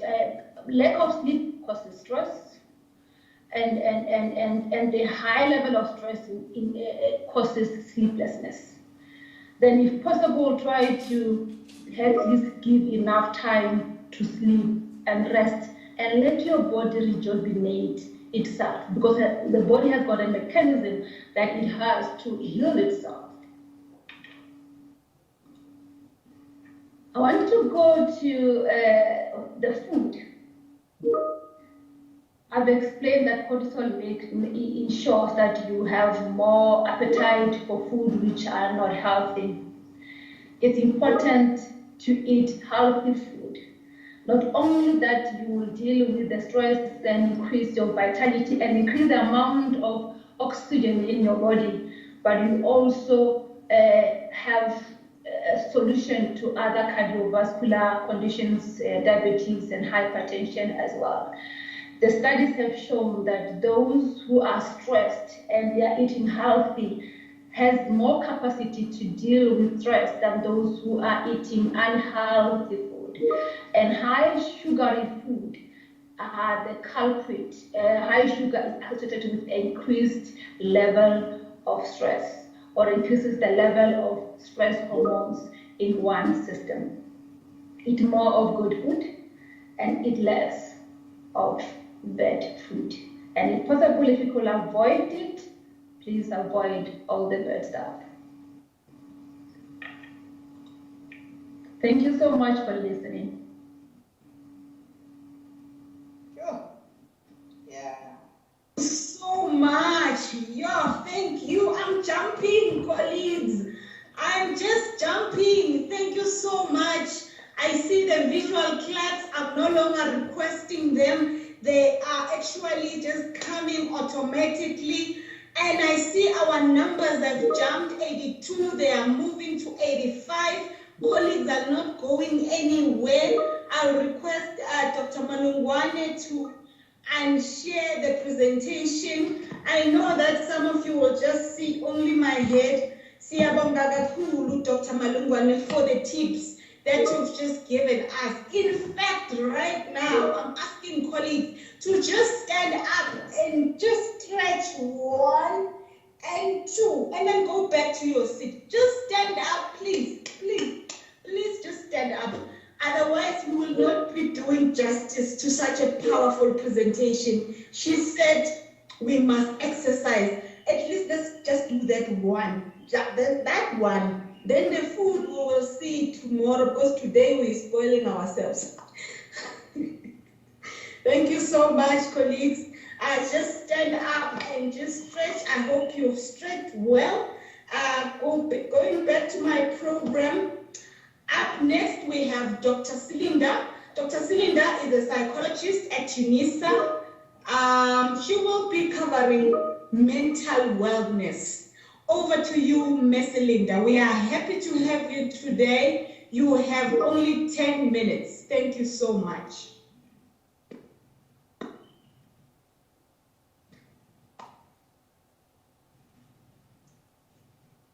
Dr. Silinda, the floor is yours.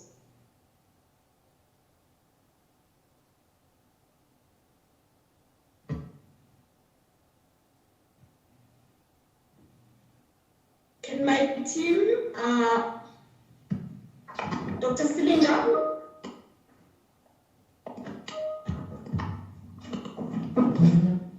And if Dr. Silinda is not here, we can entertain the questions now, and she will indicate if she's around. Yes. Let's entertain the questions. I see there are chat box, there are many questions, and also the hand of Mepet literally was up. So this is a moment of asking Kulume. Actually, this session.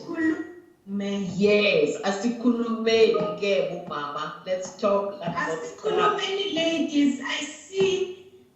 I'm gonna throw this question. My team also will help me with some of them. There's a question from Motsatsi Danisile. I'll just randomly take them. She says, I'm walking 10K every day, but I don't sleep. What then? What is the problem? I think Dr. Malingwane can help us in this one.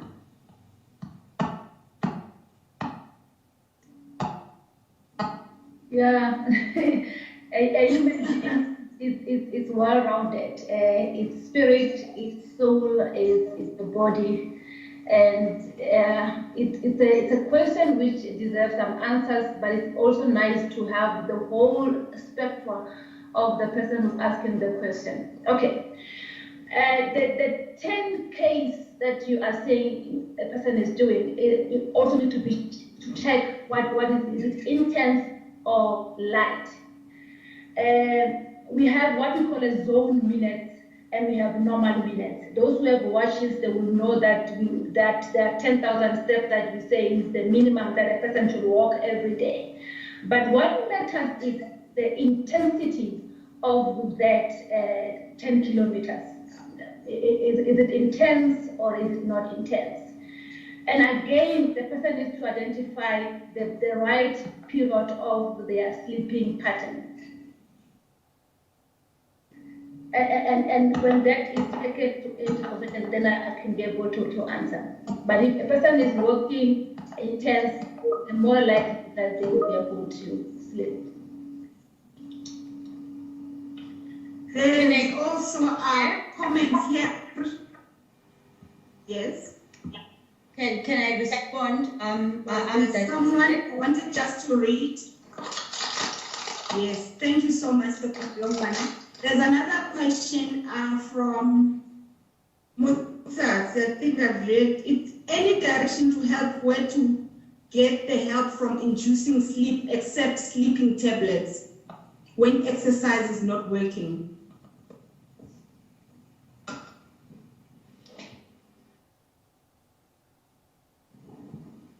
Yeah.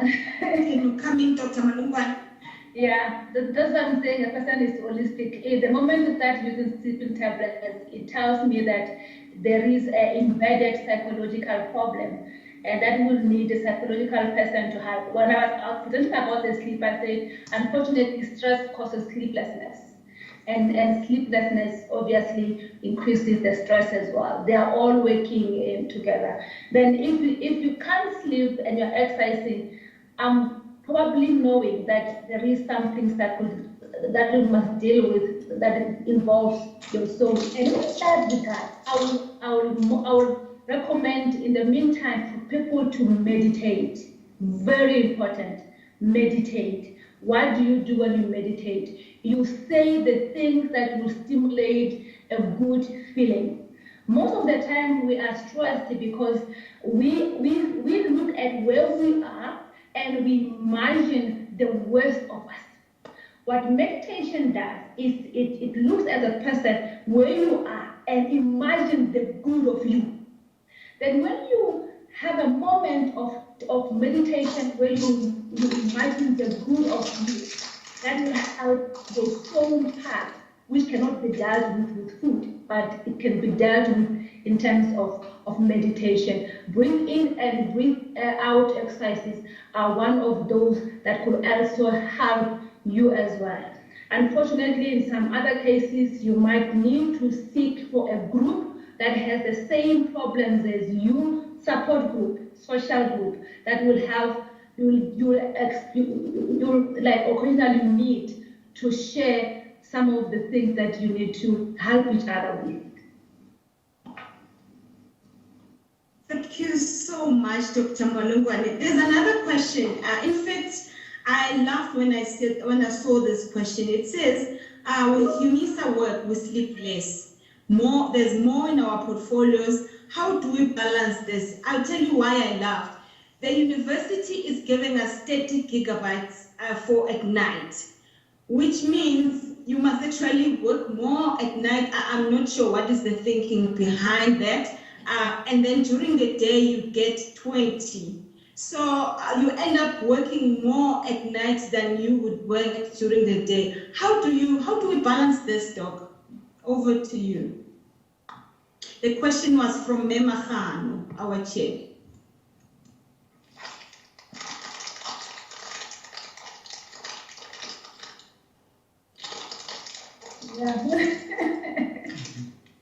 Yeah, it's a very difficult question to say what is the work demand, and unfortunately one of the causes of chronic stress is because of workload. I want to say this, I know I might sound rude, but it's the truth, that we need to take care of our bodies, because the body will take care of us. We need to budget our time to allow the moment of rest and rejuvenation, because we want the same body to contain us and keep us alive and vital in our life. It's literally the matter of planning and balancing out, which is not easy, I must say, but it's us to see how we balance out and ensure that we take care of this body so that the body can take care of us as well.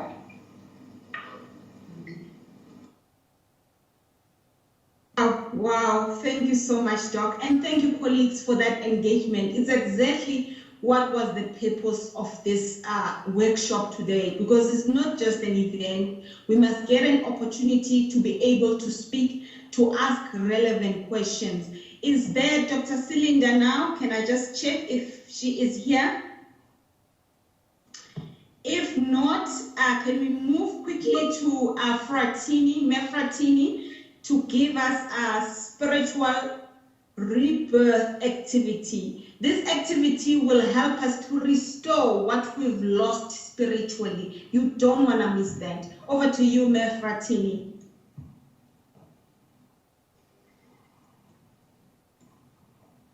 Thank you so much for allowing me to do this presentation. Can everybody hear me? Yes, we can hear you, Fratini. You have 10 minutes. I have 10 minutes. I'm hoping to be able to do what I want to do in 10 minutes, so please bear with me. The presentations today speak so much to what I'd like to do with everybody that is present at this event. And so many of the questions that I've seen in the chat are so relevant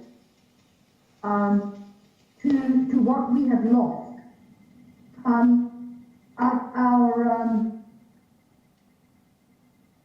We speak of loss, and our program director mentioned it in her opening. COVID-19, our other speakers have spoken about material loss. And we're looking at trying to reclaim the self. I really liked what Dr. Johnson had to say that we are a whole being. We are spirit. We are energy. COVID-19 felt as if we had lost everything we knew. We lost our identity. And what I mean by identity is that when we speak of who we are, we tend to speak in terms of what we do. If I ask you, who are you? Most people would answer, I'm a lecturer, I'm a plumber, I'm a mechanic, I'm a lawyer, I'm a doctor. But who are we as people? And I think sometimes we're too afraid to ask ourselves who we are. We lose track of who we are because we identify our inner self, we identify ourselves with what we do, rather than thinking, who am I in terms of person, in terms of being. So what I'd like to do today is give you a few tools to try and reconnect with reclaiming the self. We also identify ourselves with our relations with others. And what we found in the COVID-19 pandemic, especially when we were in that very hard lockdown, is that we lost the noise that we identify with.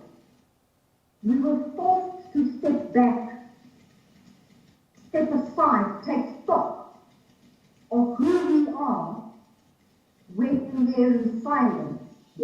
And many of us felt lost. We felt as if we didn't know where we belonged anymore. And this is where soul searching started taking place. But without the tools to soul search, how can I search for soul? We started recreating worlds for ourselves.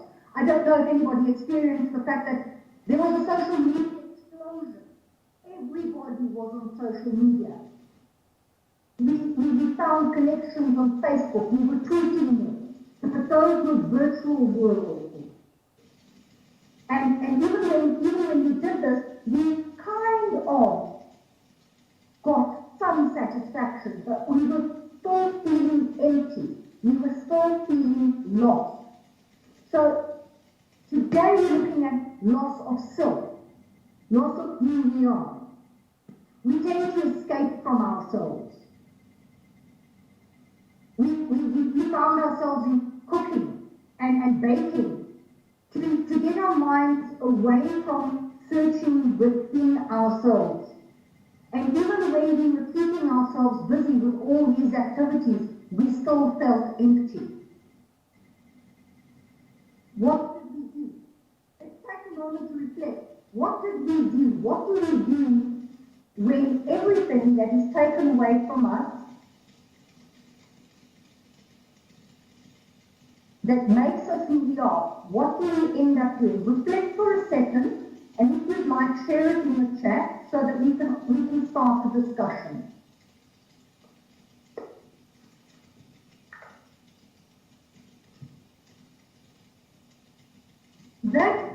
That moment made us feel fractured, like a stone. It broke us. And we felt as if we were in a lightless cave.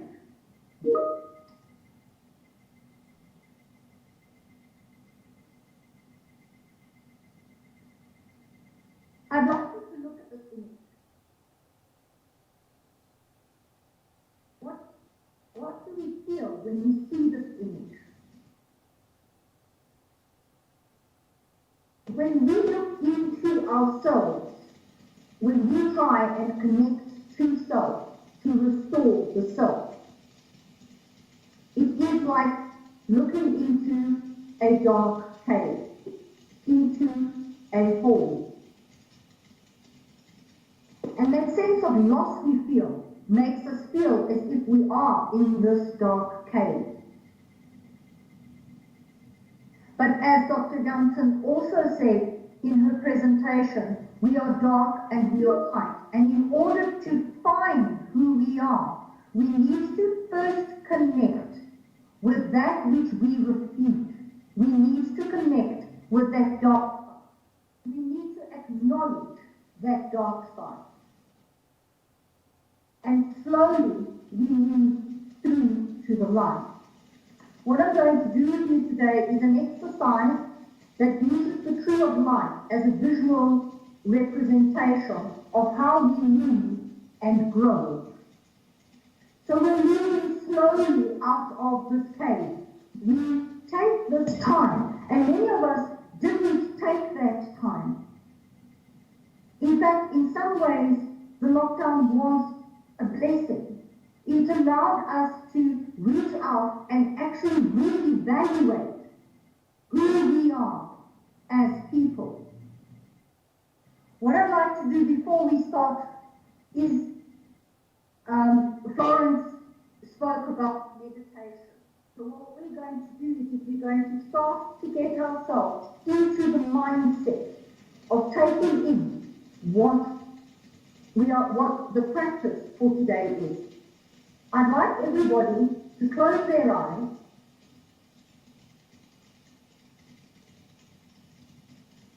and listen to the sounds around you.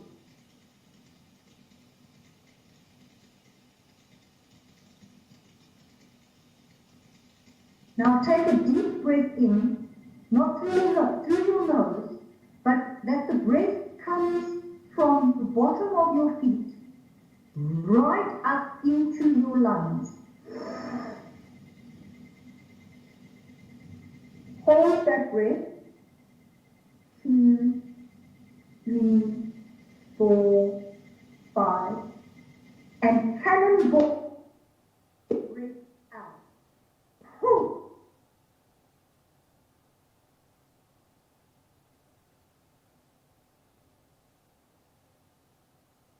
Breathe in, hold, 2, 3, 4, 5, cannon breath out. Can you feel? Can you feel how the air moves through you? Breathe in and out. Breathe in and out. Once more, breathe in, breathe out.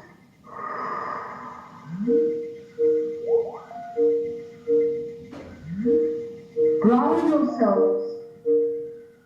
Try and shut out the noise. You are here, you are present.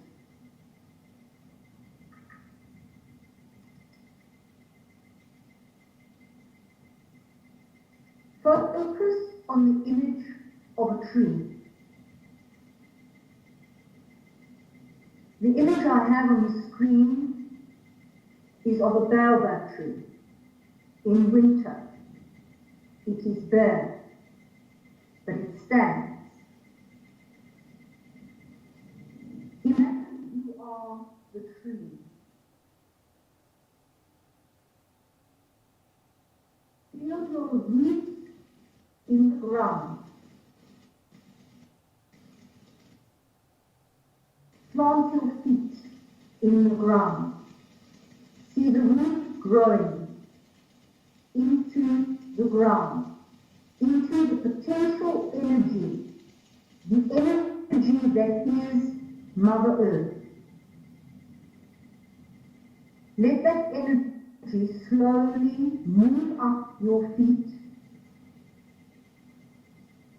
to your knees, to your thighs, to your belly, to your heart, Allow that energy to grow in your heart. Move up to your throat, to your brow, to your head. See that energy moving through your body, restoring and replenishing.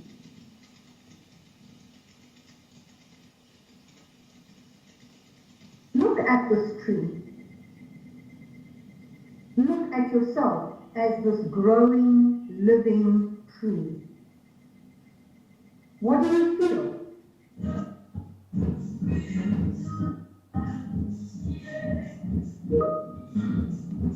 What do you see?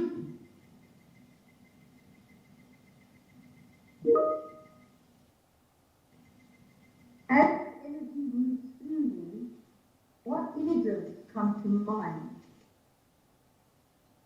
Take a deep breath in and out. Listen to the sound around you.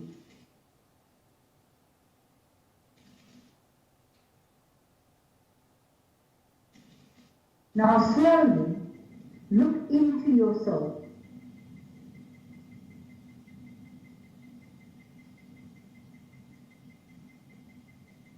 We are coming back. Breathe in, breathe out. We are closing this energy which we have received in order for us to continue our work. Slowly open your eyes and be present.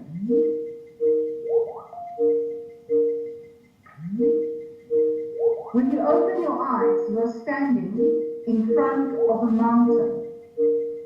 Now the image of this mountain, I'm standing at the bottom. We are slowly going to move up towards that mountain. What do you see?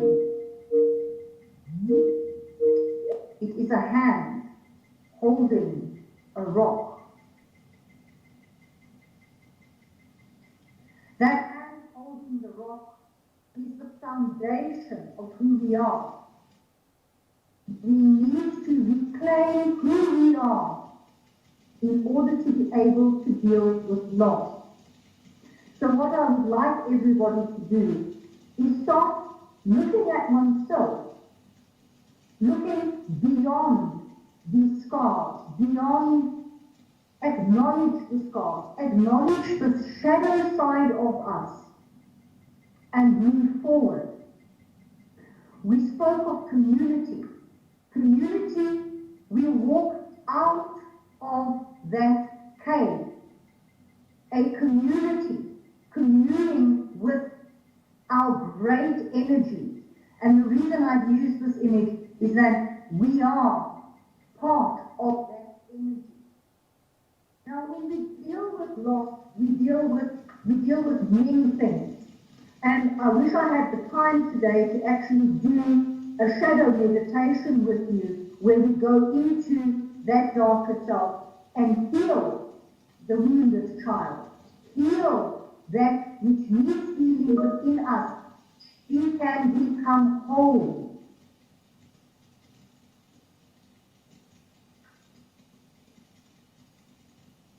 So, what I'd like everybody to do is take 5 minutes, even 10 minutes, out of your day. And I know we are busy. Everybody is busy. But we need to carve out time for the self.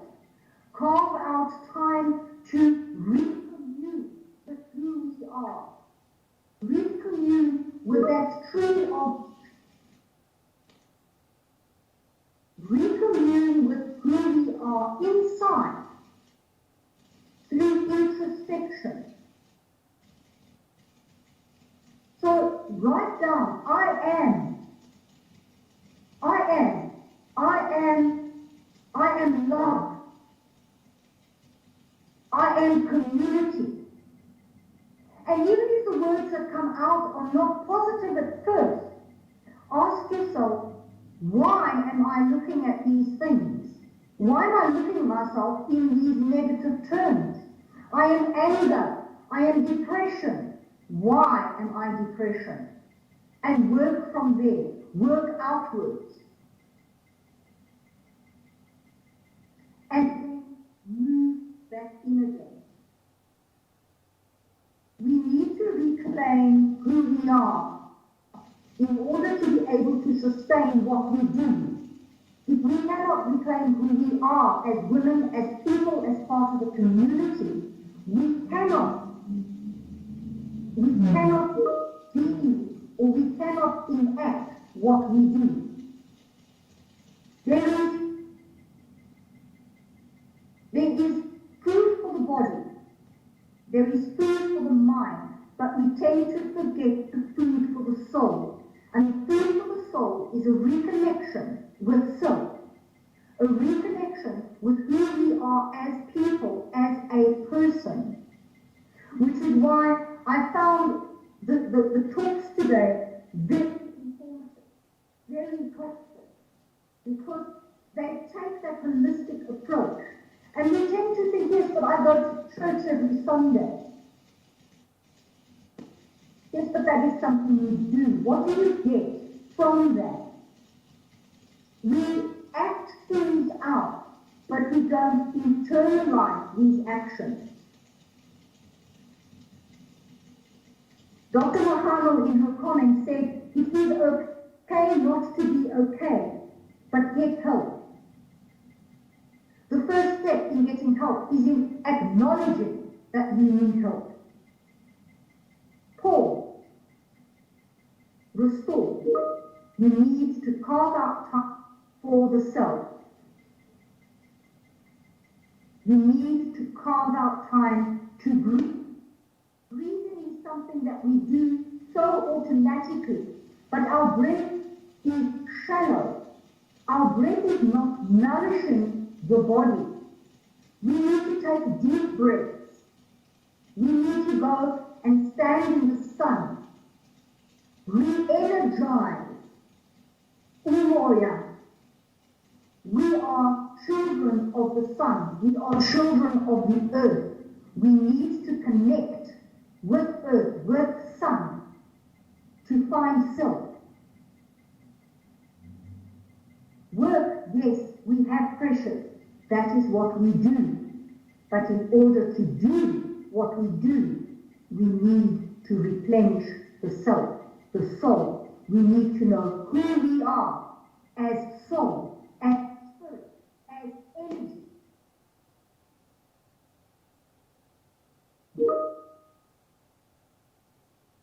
We work 24/7.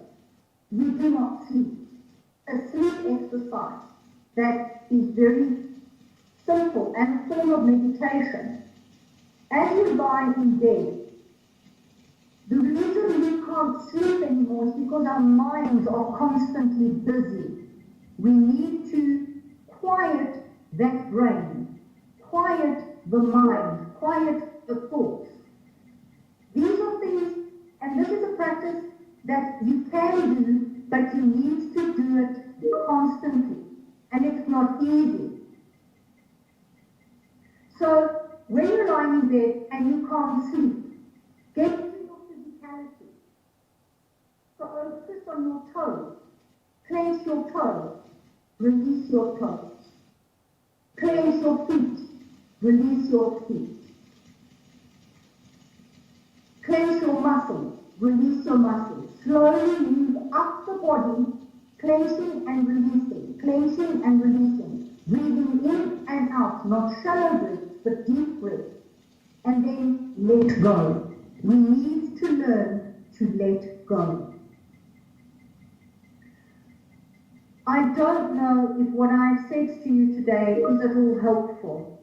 It's been a little bit all over the place, but what I've tried to do is feed or get information from what has been said in the chat, from what I've been gathering from. I wish I had more time. could present an entire program of we need at least an hour in order to work with the various levels of spiritual rebirth, reclaiming the self. But these are just simple tools that I have given you today. Remember to breathe. Take a moment out and keep the image of that tree. You are that tree. When you feel lost, grab that energy. You are the roots. See yourself grow and spread out. Thank you for your time. Blessings to all.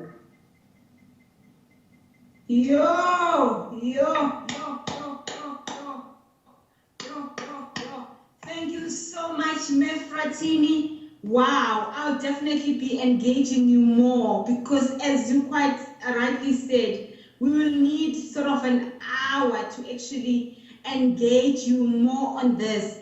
And I'm noticing different comments, people appreciating you on the chat. There's also questions for Dr. Danke. As we said, today is Asikhulume, and I'm actually requesting you to share all the presentation that has been done today. And Portia Nobo said, working from home increased the challenge with work-life balance.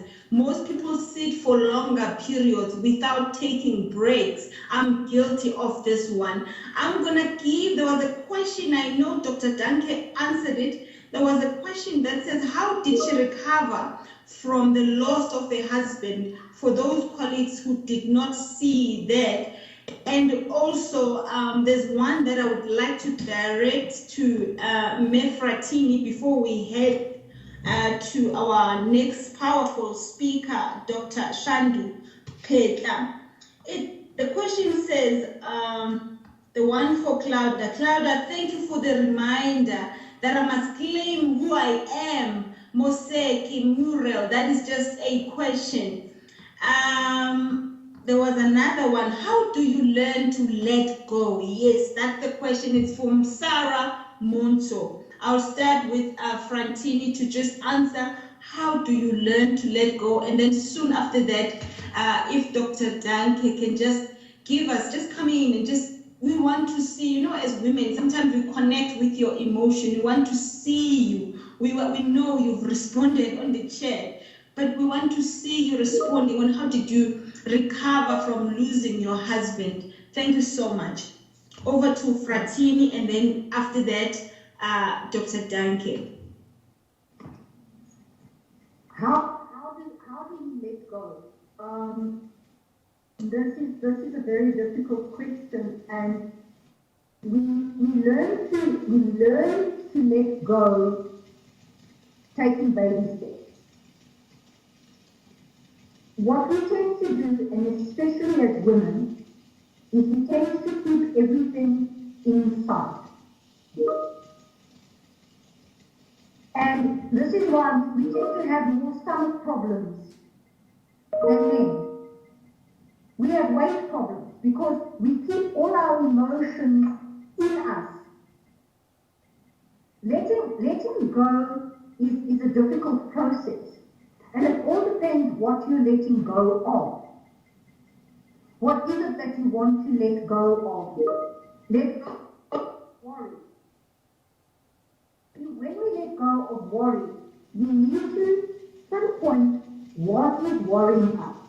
Sit down, think. What is it that is causing me this worry? Is it something that I can do something about now? Is it something I can fix? If I can't fix it, is it something that is greater? I mean, one of the big things that we found in COVID-19 was that we worried about everything. Now we've got the worries about the vaccines.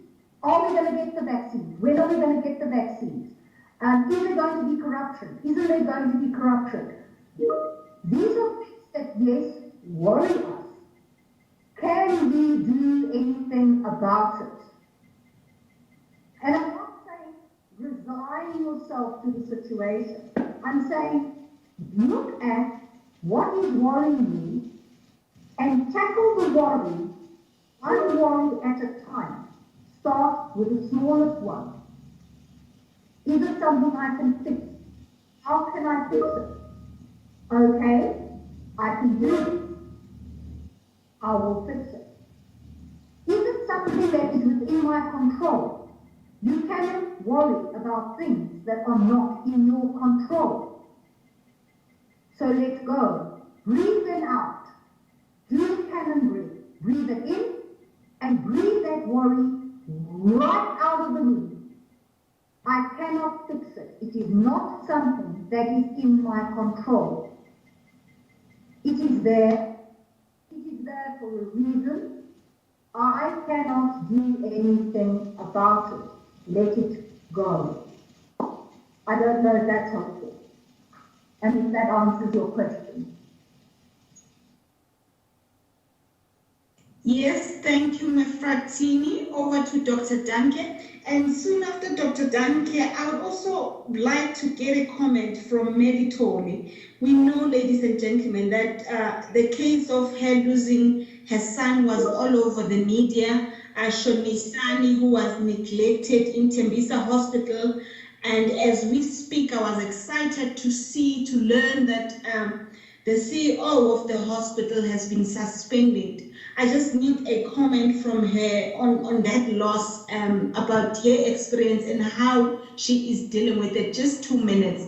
Over to Dr. Danke to answer on how did she cope in losing her husband, the kind of help that she actually explored. I think it will help others and as we go forward. Over to you, Dr. Danke. Thank you, Program Chair. Can I just share a piece of me briefly so that you can understand where I come from? My husband died in 2012. It was 16 December. I was busy writing my PhD then. So the PhD studies come with its own stress. And then when he passed away, I had to deal with the loss. I had to deal with moving on without him, something which I was not prepared for. So I was stressed. I didn't eat. Like Dr. Malingwana has said that some people, when they're stressed, they don't eat. So I had to go and see my GP. And then she injected me with, I don't remember what type of injection is that, but it brought back my appetite. Then after that, she suggested that I see a psychologist. Then the psychologist helped me to cope, you know. She gave me coping skills. Then I went there, I took a long leave because I still had to digest what was happening in my life. So I needed my space, you know. So I didn't come to work. I needed to be out just to focus on my well-being. Then God blessed me with fantastic people in the workplace. I had good mentors, men and women who took me under their wings. They were very old, matured than me. So they gave me life lessons. Others would pray with me. So they told me what I was supposed to do. Like, for instance, don't rush into relationships and all that. Just focus on what you are going through. Then I also had fantastic friends. They will call me, they will visit, you know, they will pray with me, they will send messages of encouragement. Even when I called them, it didn't matter what time of the night it was. They will just respond, they will listen to me, then they will advise me on what I needed to do. So all these things, they really helped me in moving forward. But it took me a very long time to really find myself. But I can actually tell you that I've moved on. I'm married now. I got married in 2019. But even then, the widowhood issues, they are still with me. That's when I realized that you think you have moved on, but you are still trapped somewhere in the past. But it is important that you understand where you are going as a person, even though you know that you are having this. So what I ended up doing then when I became normal, I was not 100% remember normal, but I was normal. I was in a better space than what I was from the 16th of December 2012. So when I wake up, I was curious. I wanted to know how other women are dealing with this. So I created a support group. I created a community engagement. So we meet online most of the time. So we talk, we share our stories, our problems, our issues. So for me now, it's not only about me. It's about picking that sister up there who is struggling to cope about the loss of her husband. Hence in my presentation, I was saying, let us learn to be kind. Just learn to love somebody else. Learn to understand what the people are going through. Learn to embrace them.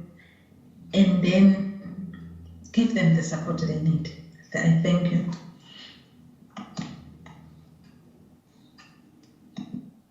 Oh, thank you so much. Thank you so much, Dr. Danke. Over to Mayor Pat. And to my speakers, please, can you prepare an answer for Amoni Sipeka, who's asking a very important question to say, how does one deal with the loss of a job, being a breadwinner and a single parent? I think I know there are a lot of comments that unfortunately won't be able to read, but this really touched my heart, and I would really appreciate if one of the speakers can address this question. Over to Sis Pat.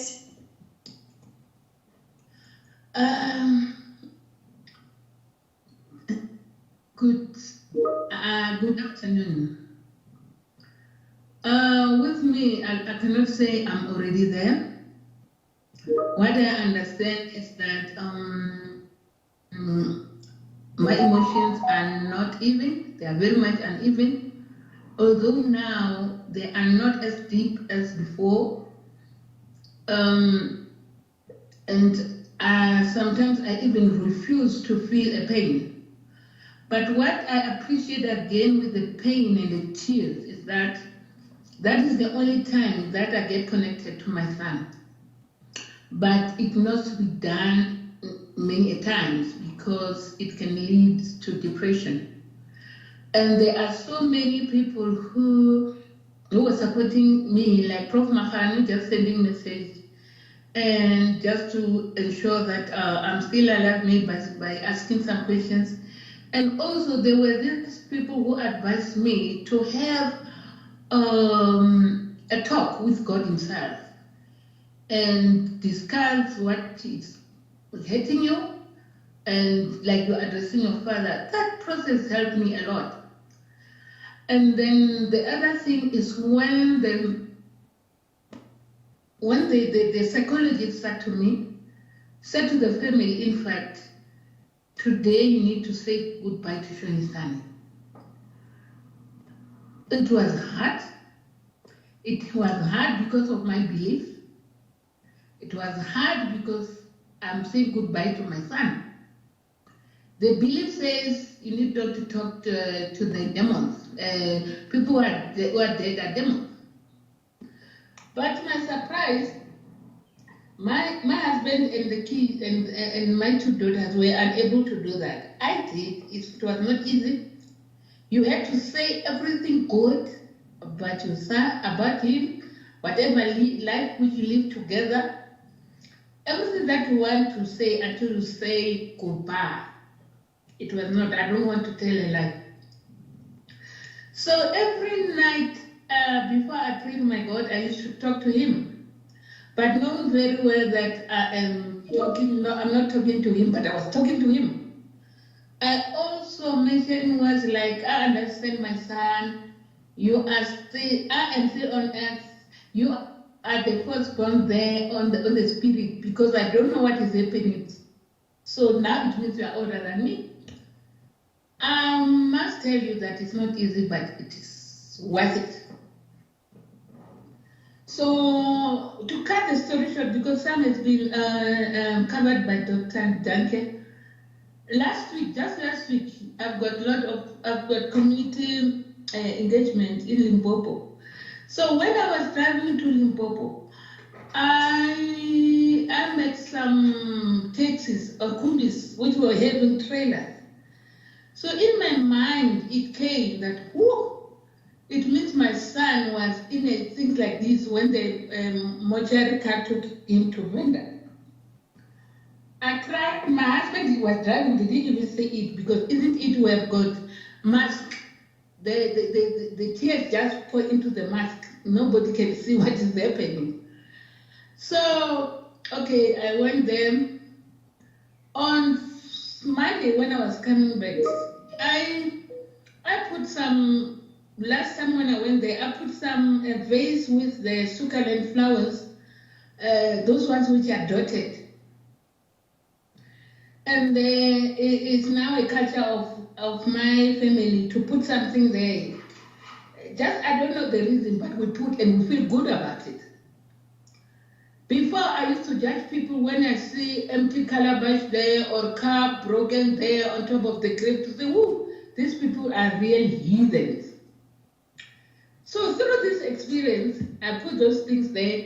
So on Monday, I came a little bit late where I was coming from. So I went inside the graveyard. I went to the grave. I never felt what I was feeling there.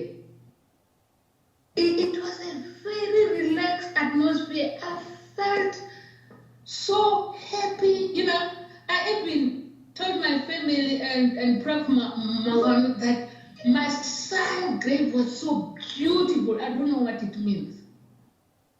I don't want to tell a lie. I'm not saying I'm healed. No. I'm in the process. And every step comes with its own stories.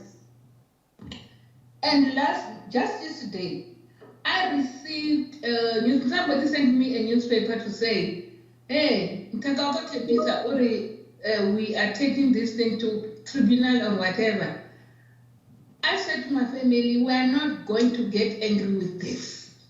This is not one of the things that are going to hurt us. We are not going to return back to where we were. We are going forward. Nobody is going to hurt us. And having said that, I can say things that can even write, I think, a thesis. But anyway, I'm still on the road of recovery. And what is critical is that when I cry is the only time that I feel connected to my son. And what I do is that I cry and then move on, being afraid of getting depression. That is how I'm coping. Yes, in terms of people, what they say, especially others, they will be trying, they don't know what to say in front of you. They say, for example, there is this one who said, "Oh, Pet, oh, mana hojamene, how shall mana?" You know, those things. And what's comforting me, but getting me at the same time, and he didn't want to hurt me anyway, because he was there to comfort me. So you as a bereaved person, in as much as you need to be handled well, I think you must also develop a thick skin to understand that some people say things not to hurt you. They are trying to be with you, because somebody will say, "I understand, how are you feeling?" There is no way that somebody can understand how I'm feeling. When I think of my son, I don't start the time when he was in the hospital. I start the day I conceived him. So when you say you understand, what are you talking about? You know? But all those things is something that I'm handling, because I need to understand that people are sometimes there to support me. Even if they say, "Usakala namanje," you know, Usaka, it's painful, but he wants to heal herself of himself through me, because people have got issues.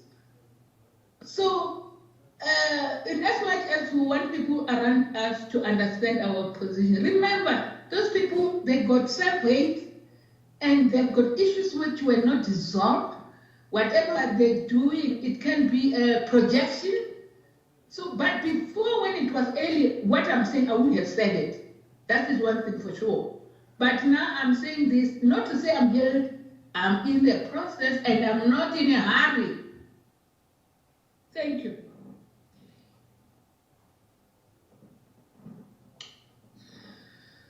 Thank you so much, Sis Pet. There was a question that I needed to quickly be addressed by one of our speakers. The question came from Sipeka. If you can just please answer that one for us, one of our speakers, anyone.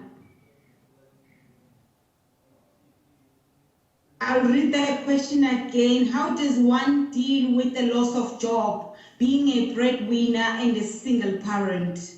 Thank you. Our chair, if she's here, I think she's also able to answer this one. Mema Khan. Thank you. Thank you very much, Program Director. I think we also need to look into why is this thing happening to me?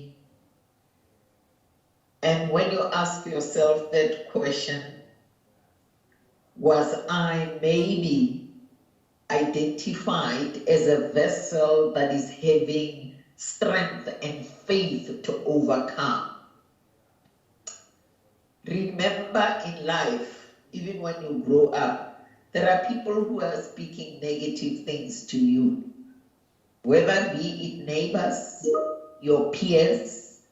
You get into a job situation, there are those who will like you, there are those who won't like you.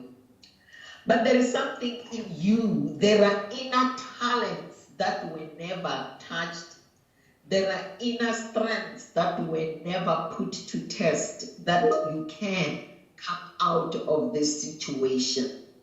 And in that way, when I lose something, when one door closes, my eyes must focus on which door is open for me. And that's when we get the strength to move on. I always look at our African brothers from Zimbabwe, for instance. Let me take one country. When they come here, they have one handbag. They don't even have the tools of trade. But as soon as they settle, there is something that comes naturally out of them, and maybe the educational background that they receive. You'll find a graduate starting to sew garments and selling, in that way generating income. Those who are having the skills in electricity or welding, you will see him starting with maybe a second-hand machine. They'll start by doing gardening. They get an income. They buy a welding machine. At the corner of a street, they start their own business. And after some years, they are hiring other people because the business has grown of making fences, gates, etc. And they even learn the local language. And when you ask, you will hear the names. It will be Darlington, it will be these names that you normally hear from our African brothers and sisters. And then you say, but you speak Setswana so fluently. And then they will tell, Mama, I had to learn the language so that even my business can succeed. So when one door closes, open your eyes. Which door is opening? Which skills am I having? Which talents am I having? What can I do to move on? But I mustn't stop. And I must become an entrepreneur, even if I never maybe trained in something. But a creativity in you, I like what Fratini has written here. Let it be resuscitated and let us die empty. There are some things that are hidden in you that need to be tapped, and let's work on them, ladies. We are not sure about our future, all of us, but there is something that is hidden in us. Thank you, Program Director. I think Meshandu must be talking now. Yes, up next we have, thank you so much, Memachano. Up next, and thank you to CISPET, Dr. Danke, for sharing, opening up yourselves to this platform. And we believe that this is a continued journey for your complete healing. Up next, we have Dr. Shandu Petla, who will actually give us a very powerful presentation.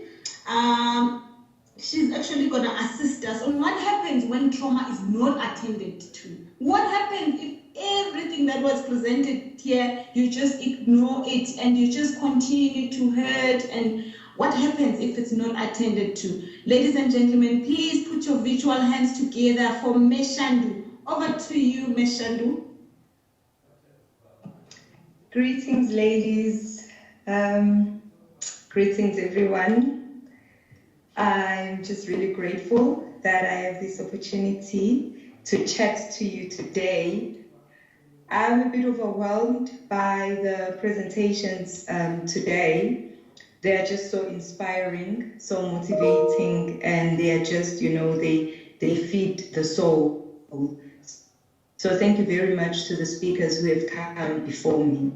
What I will try to do today is I will speak on the necessity to attend to trauma, the necessity to attend to pain, the necessity to attend to whatever that has happened so that we can move forward.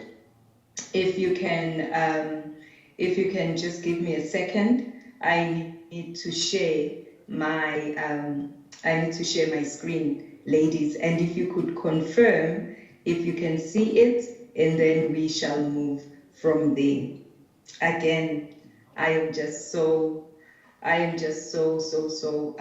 overwhelmed by the presentations in this place, and I love how it links out so beautifully with the session that we had yesterday about healing Mother Earth, about restoring Mother Earth, and I hope that this presentation will contribute to that restoration. If you could confirm, Tembeka, if my presentation is visible on your side, and if it's not closing on my side, okay. On my side, thank you. And we are still able to see the sign language interpreter, right? Sophie, I cannot see from my side. Sophie, let me stop my own video and see. Can I assist? If you want to see a sign language interpreter, you go to the participant and then you click on Sophie Mabaso, then you'll be able to see the sign language interpreter. For those who want to see her, she will still be visible to only those who want to see her. You go to the participant, you pin on the name of Sophie, and then you'll be able to see her. Thank you. Perfect. Thank you very much, Prof. So that we are flexible, and those who need to see sign language interpreting will be able to, and those who want to follow on with the slides will also be able to. Ladies, before we continue, I'd like to reiterate that as a person, as a human being, we need to strike that balance between the physical, the social, the emotional, and the spiritual. What I will talk about today does not pertain only to emotional healing or only to the spiritual rebirth or only to the physical, but I need us to locate ourselves. Occasionally, I might make examples relating to the previous speakers or my own examples, but I need us at the back of our minds to bear this in mind, that trauma, pain, loss can happen at a physical, at a social, at an emotional, and spiritual front. And once we have that, then we will be able then to deal with the how, to deal with what happens if it doesn't, if we don't deal with the trauma. And I have to say this, I first learned of the balance between the physical, emotional, social, and spiritual when I was a teenager.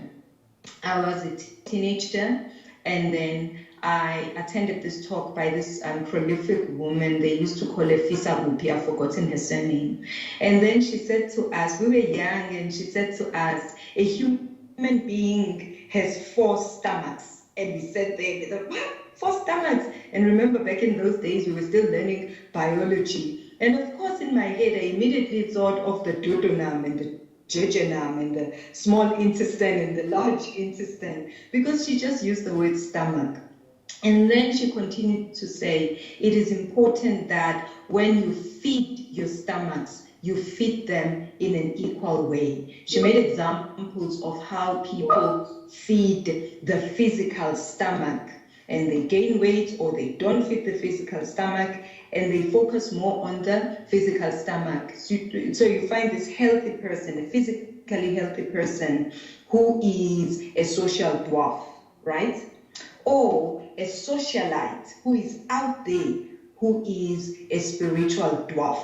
She even made examples of people who walk around with beautiful physiques, but you find that emotionally they are suffering from emotional kwashiorkor because they failed to feed the emotional person. So this intrigued me, and as I grew up and I faced the different things that I've faced in my life, then I realized that at some point, through the attacks of life, through whatever happens in life, I find myself losing the balance between the physical, social, emotional, and spiritual, not out of choice, but because of the stuff that happens in my life.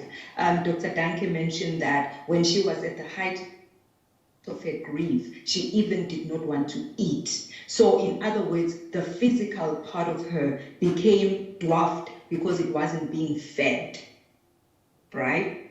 So sometimes we find people who are emotionally dwarfed because of the circumstances. People have hurt them so much that they close off the emotional door and they will not let any love in. They are not feeding the emotional self and therefore become emotionally dwarfed. So as we speak about trauma and attending to it, let's just make sure that we think broadly. We do not just think emotional or just spiritual or social or physical, because trauma happens at all these frontiers. Trauma can happen physically. You fall, you break a knee. That's physical. Trauma can happen socially. You are friends and then your friend suddenly betrays you. And socially you are cut off. That is trauma. Trauma can happen emotionally.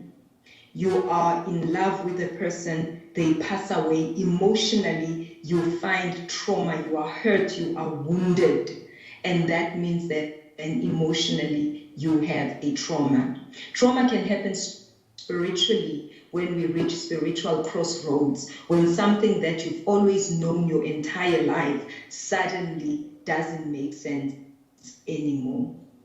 When my husband passed away when I was 24, I experienced spiritual trauma because I decided that this God that I had served my entire young life had betrayed me. I had spiritual trauma. So when we think of trauma, when we think of pain, when we think of loss, let us look at it in all these fears. So lady, I'd like to refer to the analogy of the bone. We all have bones inside of us, and sometimes these bones are injured. They get cracked, right? There's a difference between a cracked bone and a broken bone. A cracked bone is due to an injury of sorts. We don't have a complete breakage where one part of bone is separated from another part of bone. This is an injury, it's a cracked bone, but we can see that there are parts of the bone that are still connected. This is a partial disconnection because of trauma. How do I know these things? My husband works in the orthopedic industry and he specializes in trauma. So accidents can cause a cracked bone, but it's not as severe as a broken bone. How does then a cracked bone sometimes become a broken bone when we don't attend to it immediately? I'll give you an example. When something happens, when trauma happens in your life, a friend maybe talks badly about you. You can say that it's minimal. There's a bit of a crack, but the relationship is still there maybe, or socially you are not completely broken. But there are things that happen that will cause this minor crack, even though it's painful, it's still a crack. There are things that will cause it to graduate to become a complete breakage, where we see part A being separated from part B. And we will talk about those. So the one thing that happens when we do not attend to trauma is it worsens from crack to breakage. Now, words can cause a crack. Sometimes an experience can cause a crack, but other experiences are more than a crack. They are a breakage of your soul. Death, for example, it breaks you because it separates you. Physical attack, when you are attacked by a criminal, a thug, it breaks you. But there is always a way of fixing that wound. We cannot sometimes fix it to its original shape, but we always have to find a way of attending to it so that it does not become a complete breakage. Now, ladies and gentlemen, what happens when there is trauma? Of course, there is pain. The body responds to pain.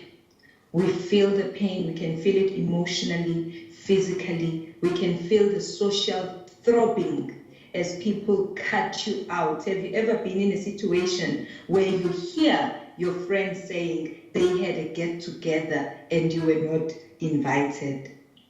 That is a social trauma. Mobility is affected. When the arm is broken or cracked, the arm and mobility and functionality, that arm cannot function, it cannot move as much as we need it to be.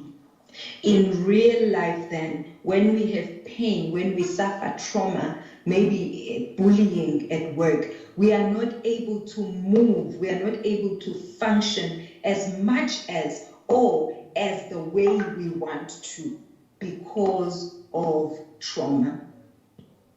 When we lose a job, it affects our mobility. Practically, you cannot move around because there's no more enough petrol to move around. You cannot function, you cannot buy the things you wanted, you were used to buying. Trauma breaks that functioning and that mobility.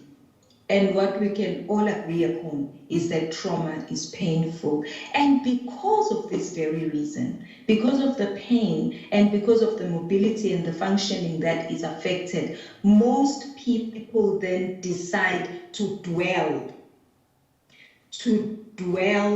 in that space of trauma because moving is too painful, functioning is too painful.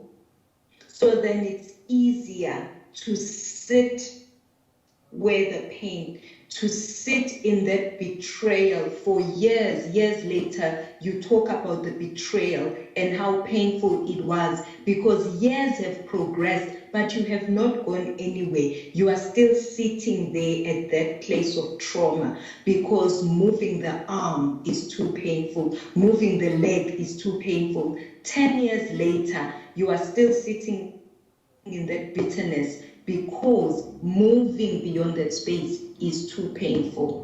So trauma, because of the pain, locks some of us in that position because it's too painful to move, it's too painful to talk about it, it's too painful to seek help.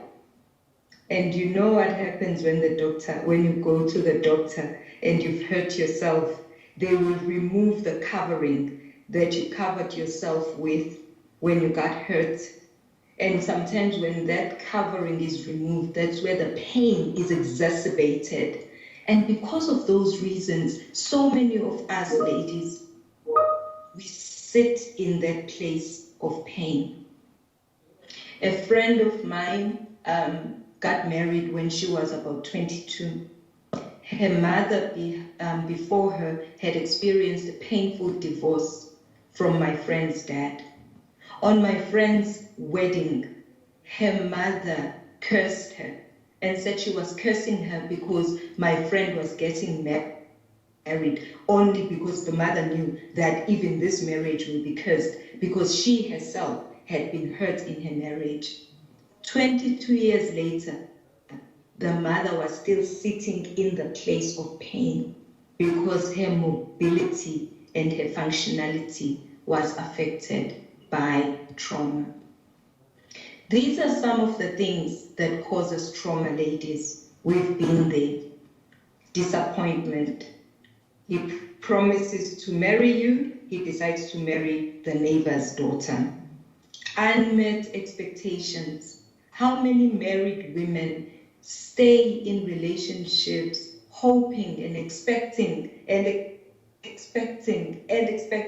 and nothing happens? That is trauma. It starts as a crack, and because it's not attended to, it ends up being brokenness, betrayal.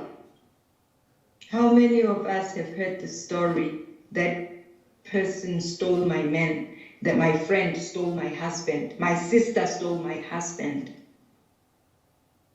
my friend stole my job, the choir member stole my position of being choir leader. Broken dreams. Some of us, we got broken dreams and broken hopes. Some of us, we were hoping, by the time I turn 40, I will be a doctor, I will be a professor. It has not happened, and that thing has created cracks. If we don't deal with them, there will be brokenness. We will be broken. Physical attack, theft of property. I remember when my car was stolen. It was a beautiful car. It was stolen. And I remember just how broken I was. And because I took forever to seek help for it, it affected the other areas of my life. It affected the way I dealt with my children, the way I dealt even with strangers. I had lost something, and that loss was trauma to me. Bullying is trauma. Grief is trauma. Racism. You go to a shop and you try to get help, they don't help you. But then the person behind you who is of a different race gets help with a smile. It cracks us up little by little, gradually, and the cracks, because they are not attended to, they grow and they become brokenness. You start hating the entire race, the entire different race, because that incident of racism was not attended to. That incident of ageism, when young people laughed at you, because you did not know how to use a cell phone, or because those older people sidelined you and said you were too young, the cracks build up into brokenness. Poverty, lack of finances, it breaks us. When you see your children, they want to study, but the lights have been switched off, the cracks build up. Lower self-esteem, the cracks build up.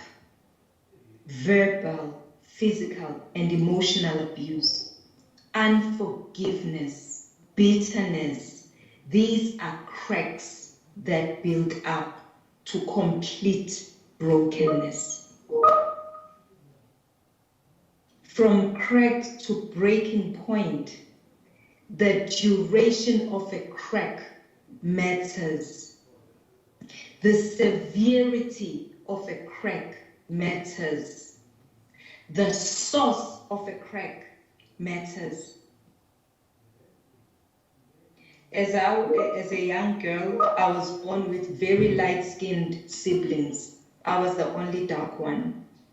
And time after time, when we had family gatherings, I was told just how ugly I am.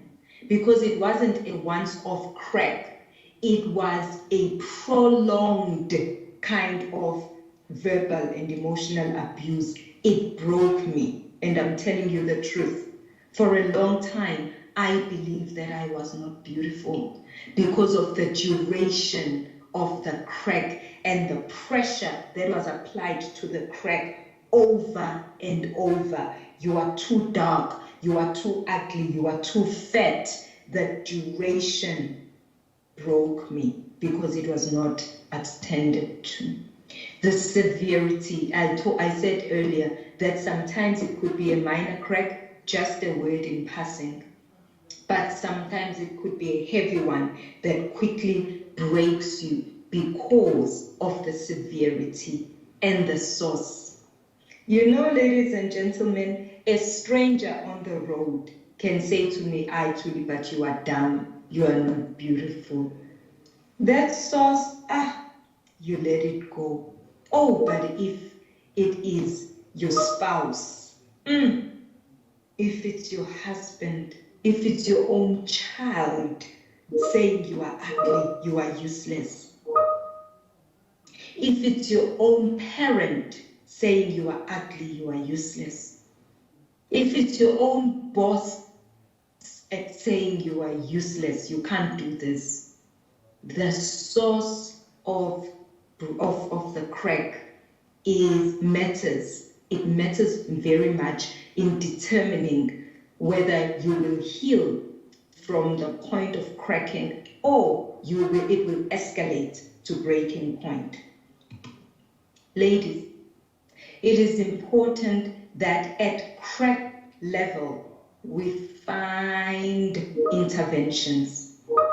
From the orthopedic sector, I know and I have seen that support can be administered internally. If you can see the first picture there, that is a plate that heals the bone fracture from inside. Oof.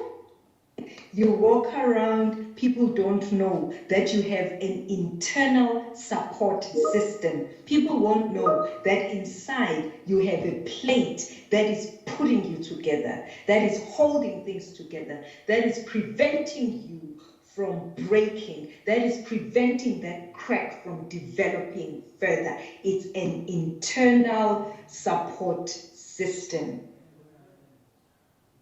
You can get this from your family, you can get this from your spiritual leader, there's something very strong and very powerful about an inner strength that you find as a woman. Sometimes though, the intervention is they call it an external fixator, an external way of fixing something. It's okay. Sometimes you will need crutches and braces for you to be fixed. It's okay. it's just for a moment. Allow the external help to hold you together, to fix you. It's not always possible to keep your pain internal. Sometimes people will see you breaking down. Sometimes people will see you going to a psychologist. Sometimes people will see you going out there to kneel and pray. Sometimes our healing is external. It's part of the healing,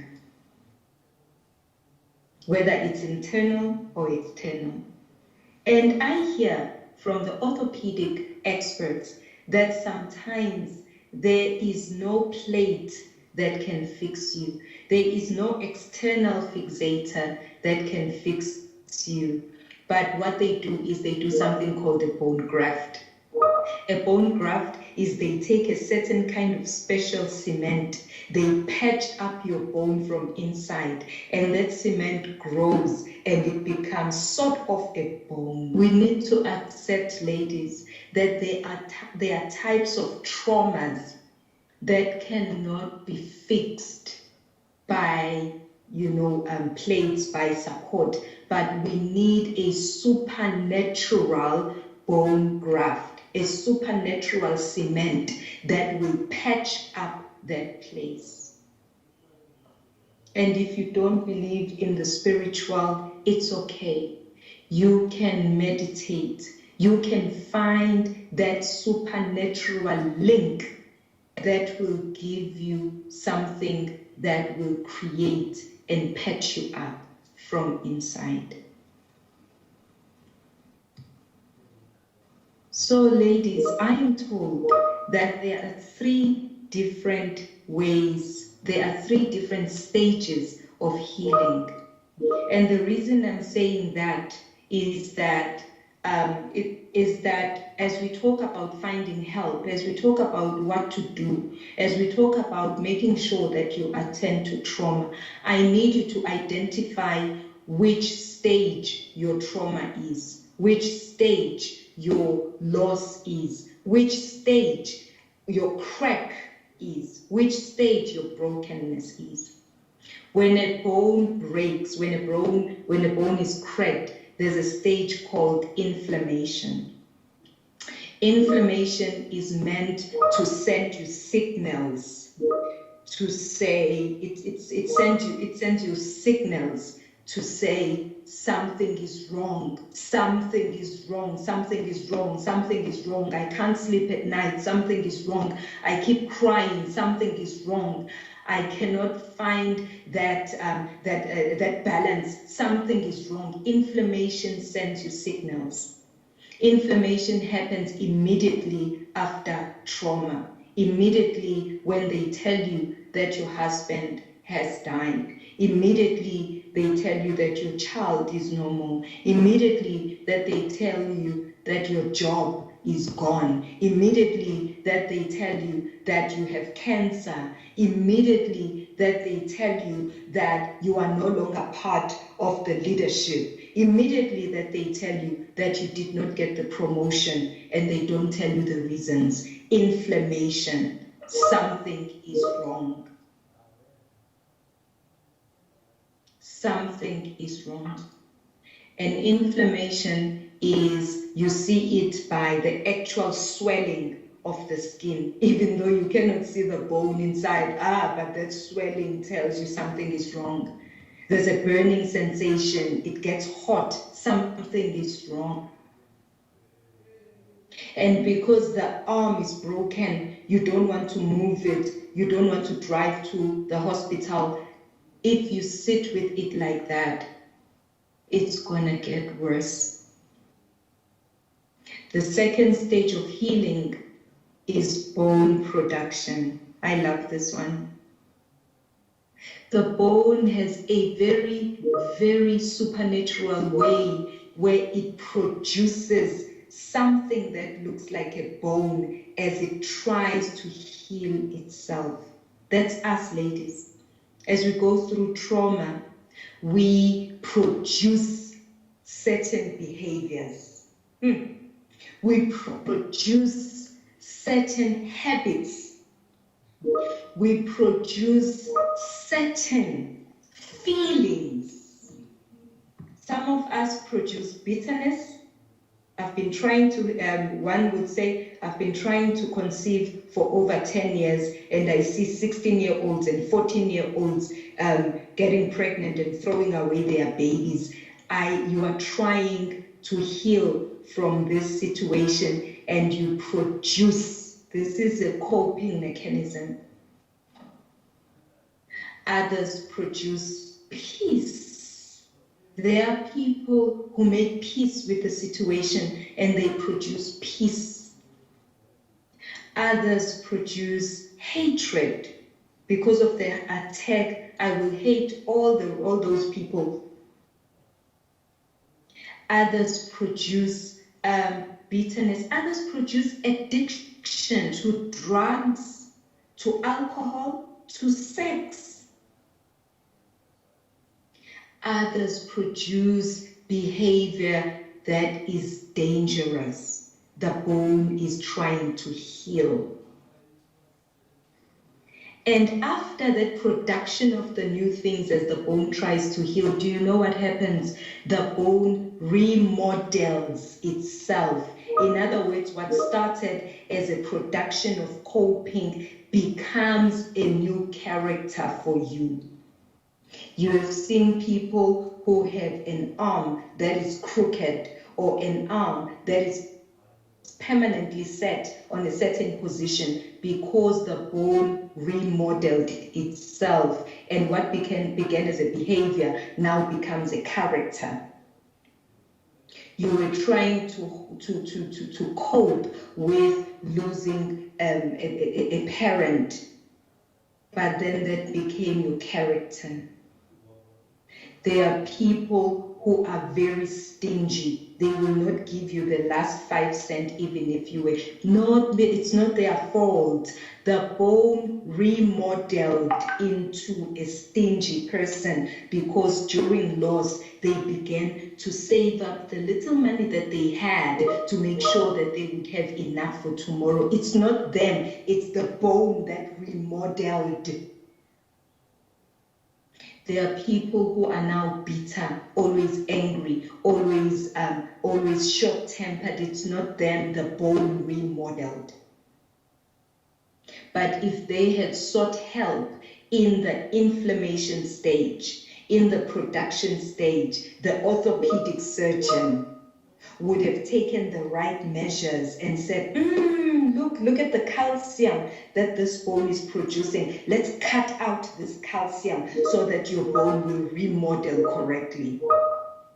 If this person had sought help at inflammation stage, the nurses at the emergency room would have said, look at this swelling, it's abnormal. Look at the swelling, let us put it together so that by the time it reaches remodeling, it will remodel properly in the right shape. It will not be the same as the original bone, but this person will be remodeled. The new identity will be remodeled in a way that will help this person to move the arm, to use the arm.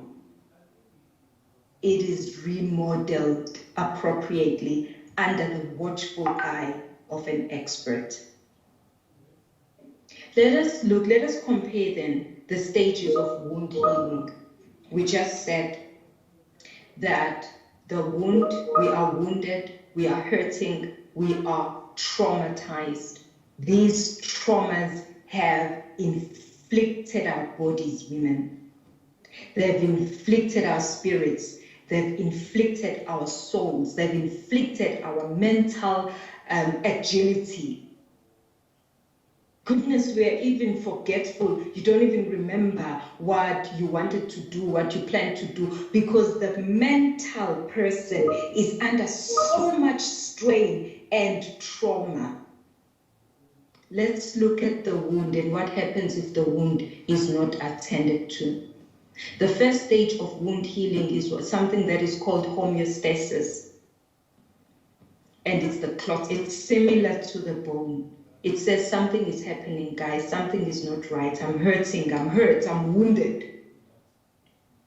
And apparently, they say that this homeostasis starts when blood leaks out of the body. You cut yourself and blood is leaking out. You are hurting, you are wounded, your beloved has died. You are hurting, it's painful. But look at the next stage. The next stage is inflammation with the wound, and it's called localized swelling. And I love how they put it. I love these health people. They say that inflammation allows healing and repair of cells. If there is no inflammation, if we do not allow the process of inflammation to continue, then the cells will not regenerate. We are hoping, we are looking for, we are aiming for your cells to regenerate. There was a time when I thought I would never sing again because the pain was too much. And because I tried to sing one time at church and all I could see were couples sitting next to each other and praising the Lord while I was singing. And I felt like, this is stupid. I can't sing for couples when I'm not a couple. The swelling, I had to allow the repair of cells, the cell regeneration. It will be painful.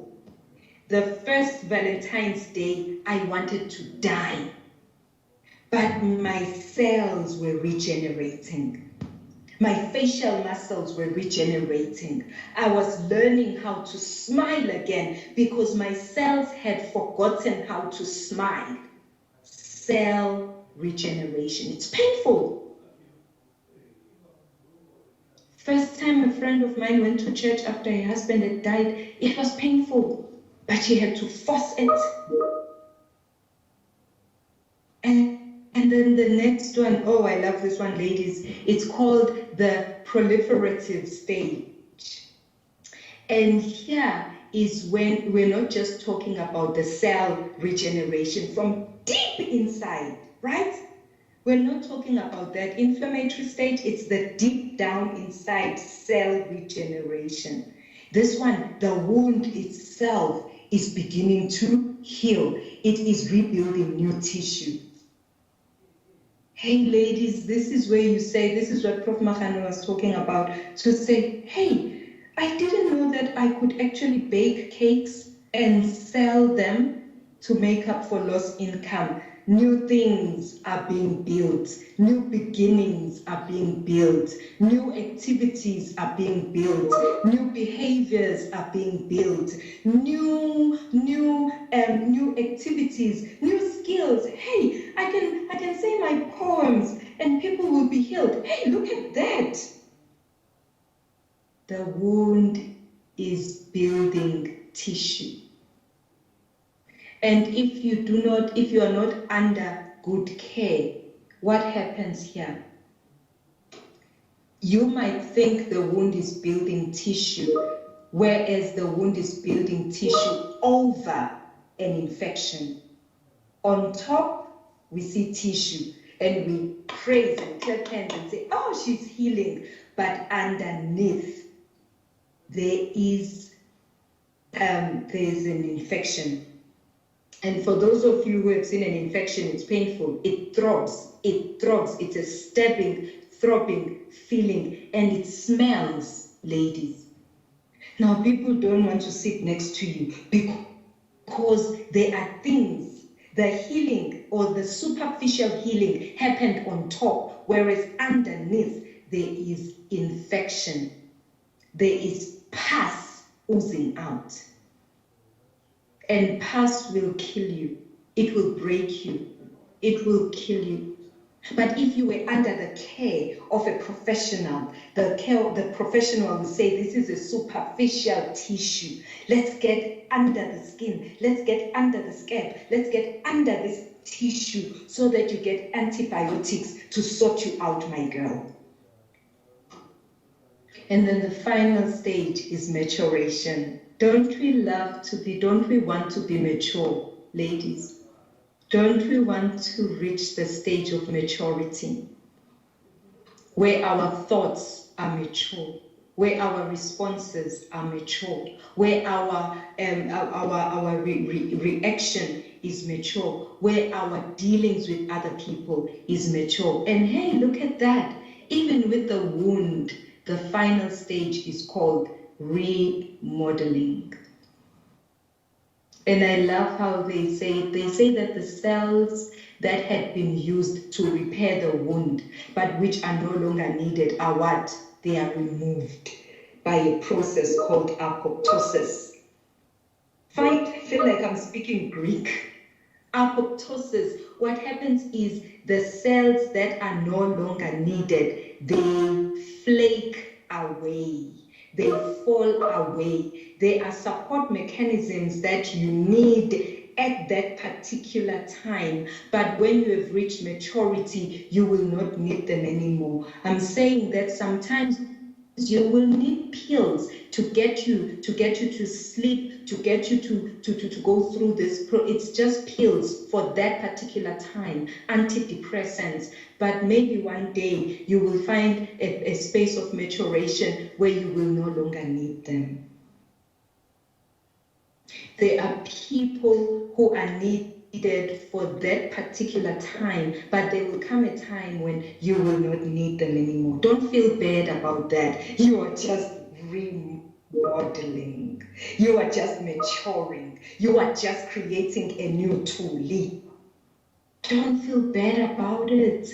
They were cells that were necessary for the repair process, but they have to fall away at some point. You needed that wine, that alcohol for that time, but that alcohol needs to fall away at some time. You needed to be out in parties at that time, but at some point the parties need to fall away because you are remodeling, you are maturing, you are becoming, because you are being restored. You are remodeling. But then remember, we want this process to be under the care of an expert, a nurse, a psychologist, a spiritual leader, because again, the same thing happens here. If we don't seek help, then you will reach a stage of maturation and you will still have cells that you don't need anymore, but still hanging on to you. You will have activities and behaviors that you don't need anymore, still hanging on to you.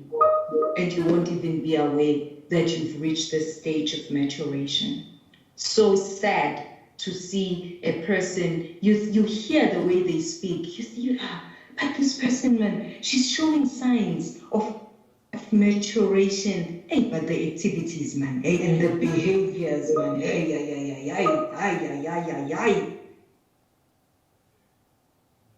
So seek help. I'm about to end, ladies. Acknowledge your injury. When the inflammation happens, it is saying to you, something is wrong, something is wrong, something is wrong. Attend to it at that time.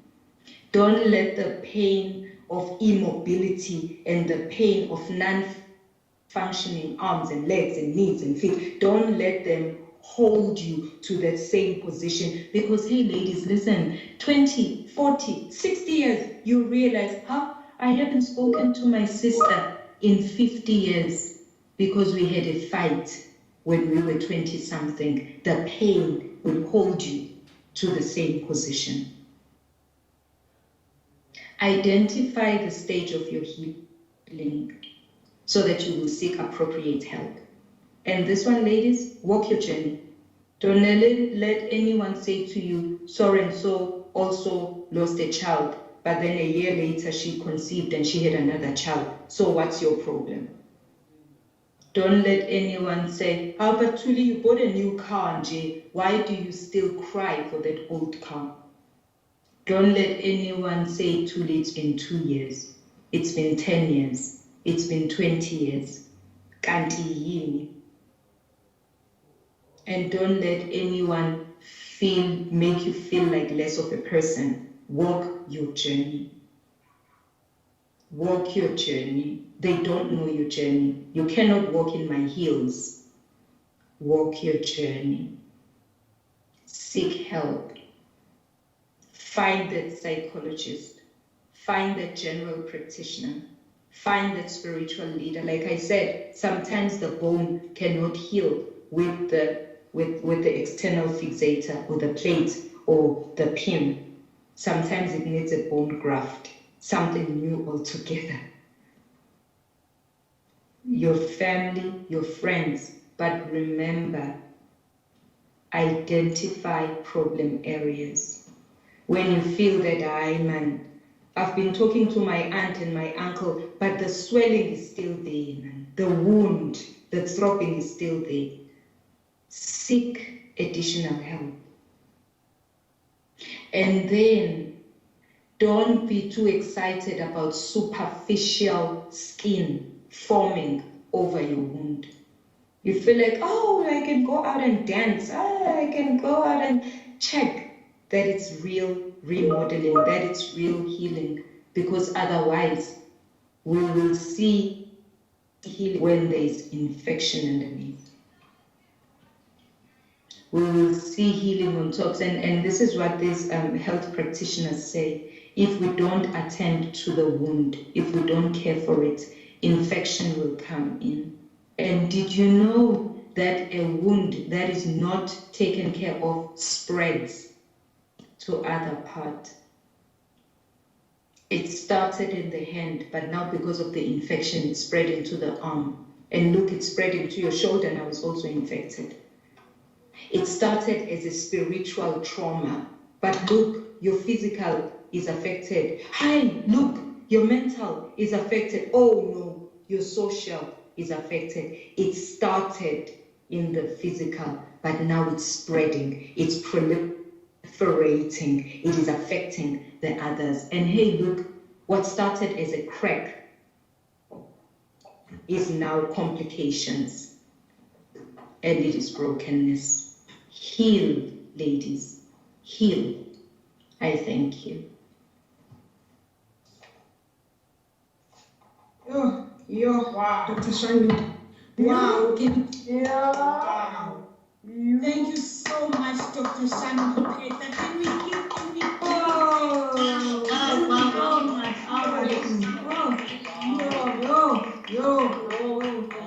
Thank you so much, Meshandu Petla. As we move quickly to the closing, thank you, Dr. Shandu Petla, for reminding us to actually attend to our cracks. Actually, the chat is buzzing. I'll just read one message from Dr. Pitswane, who's saying, you actually making us to search deep in our souls to check these cracks. We've learned so much, and we really apologize, ladies, for extra time, extra minutes that you have taken. You will understand. We were healing. It was like we're in the doctor. We were being attended to individually. Mental health is back in June. You don't want to miss it. May is Africa Day, and take a girl and a boy child to work. Let's not exclude our boys, please. I'm my last born is a boy. So let's not include our boys. Let's not exclude our boys. I'll do the vote of thanks quickly, ladies and gentlemen. To all our powerful speakers, Dr. Jansen, Dr. Danke, Dr. Molongane, Mefratini, and the recent one, Dr. Shandu Petla. And I'll include Pet Litole. Thank you for sharing and teaching us how to heal, how to deal with our different cracks. Our hardworking UWF chairperson, Professor Diana Mahano. Oh, Mama, you never stop to amaze me. Thank you so much for your guidance throughout the event. A special appreciation to our poets, Miss Claudia Fratini, and Mafate. You guys blessed us so powerfully. We also wish to thank our sign language interpreter, Miss Sophie Mabaso. Thank you for helping us to be more inclusive into how we present these events. A warm word of thanks to each and every Mboko Mbogoto and men present here, thank you so much for persevering to the end. I saw our numbers were stable for a long time. Trust me, you will not regret it, because we'll share these presentations for you to further indulge in them. We encourage those who are not yet members of UNISA Women's Forum to please join us. We have interesting programs throughout the year, as already stated by our chairperson. UWF centers on empowering women through information sharing, workshop, inspirational talks, and promoting advancement of all women. And when I mean all, I'm not just talking about academics. I'm talking about from admin to cleaners to professional staff, everyone, Professor and Miss Tembeka Mpapama, normal Miss Tembeka Mpapama like myself. To follow us on Twitter, you can follow us on @UNISA_UWF. Instagram account is @UNISA_UWF. Our Facebook page is UNISA Women's Forum. Please like and share. We'll continue to announce future events. As I close, I want to end by words of Paul and Silas that they said to a warder. When the warder realized that the gates were open, he said in Acts 16 verse 23, "Ungazibulali, sisesekhona." My last words to all women is seek help. Let us help one another. Don't harm yourself. We are all here. We are all here. Dial a sister. Let's help each other. Instead of gossiping and paparazing about each other, let's help each other. Amen. Thank you so much. Bye-bye. Bye. Thank you. Bye-bye. Thank Program you. director, you also Bye. Bye. Bye. Bye. Bye.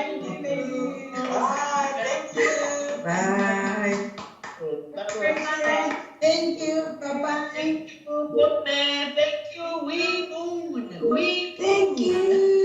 Thank you, one time, love ladies. you. We moon. Love you too. Bye-bye. It was awesome. Woo! Ladies. That was powerful. I'm going to have a wonderful weekend. It ended so well. Powerful. You know, we were not supposed to check time. Meshandu, are you still here? I'm here, Prof. Nefratini, you know, when you showed those rocks, Nefratini, I felt, and indeed, sometimes you feel that, hey, I see this big mountain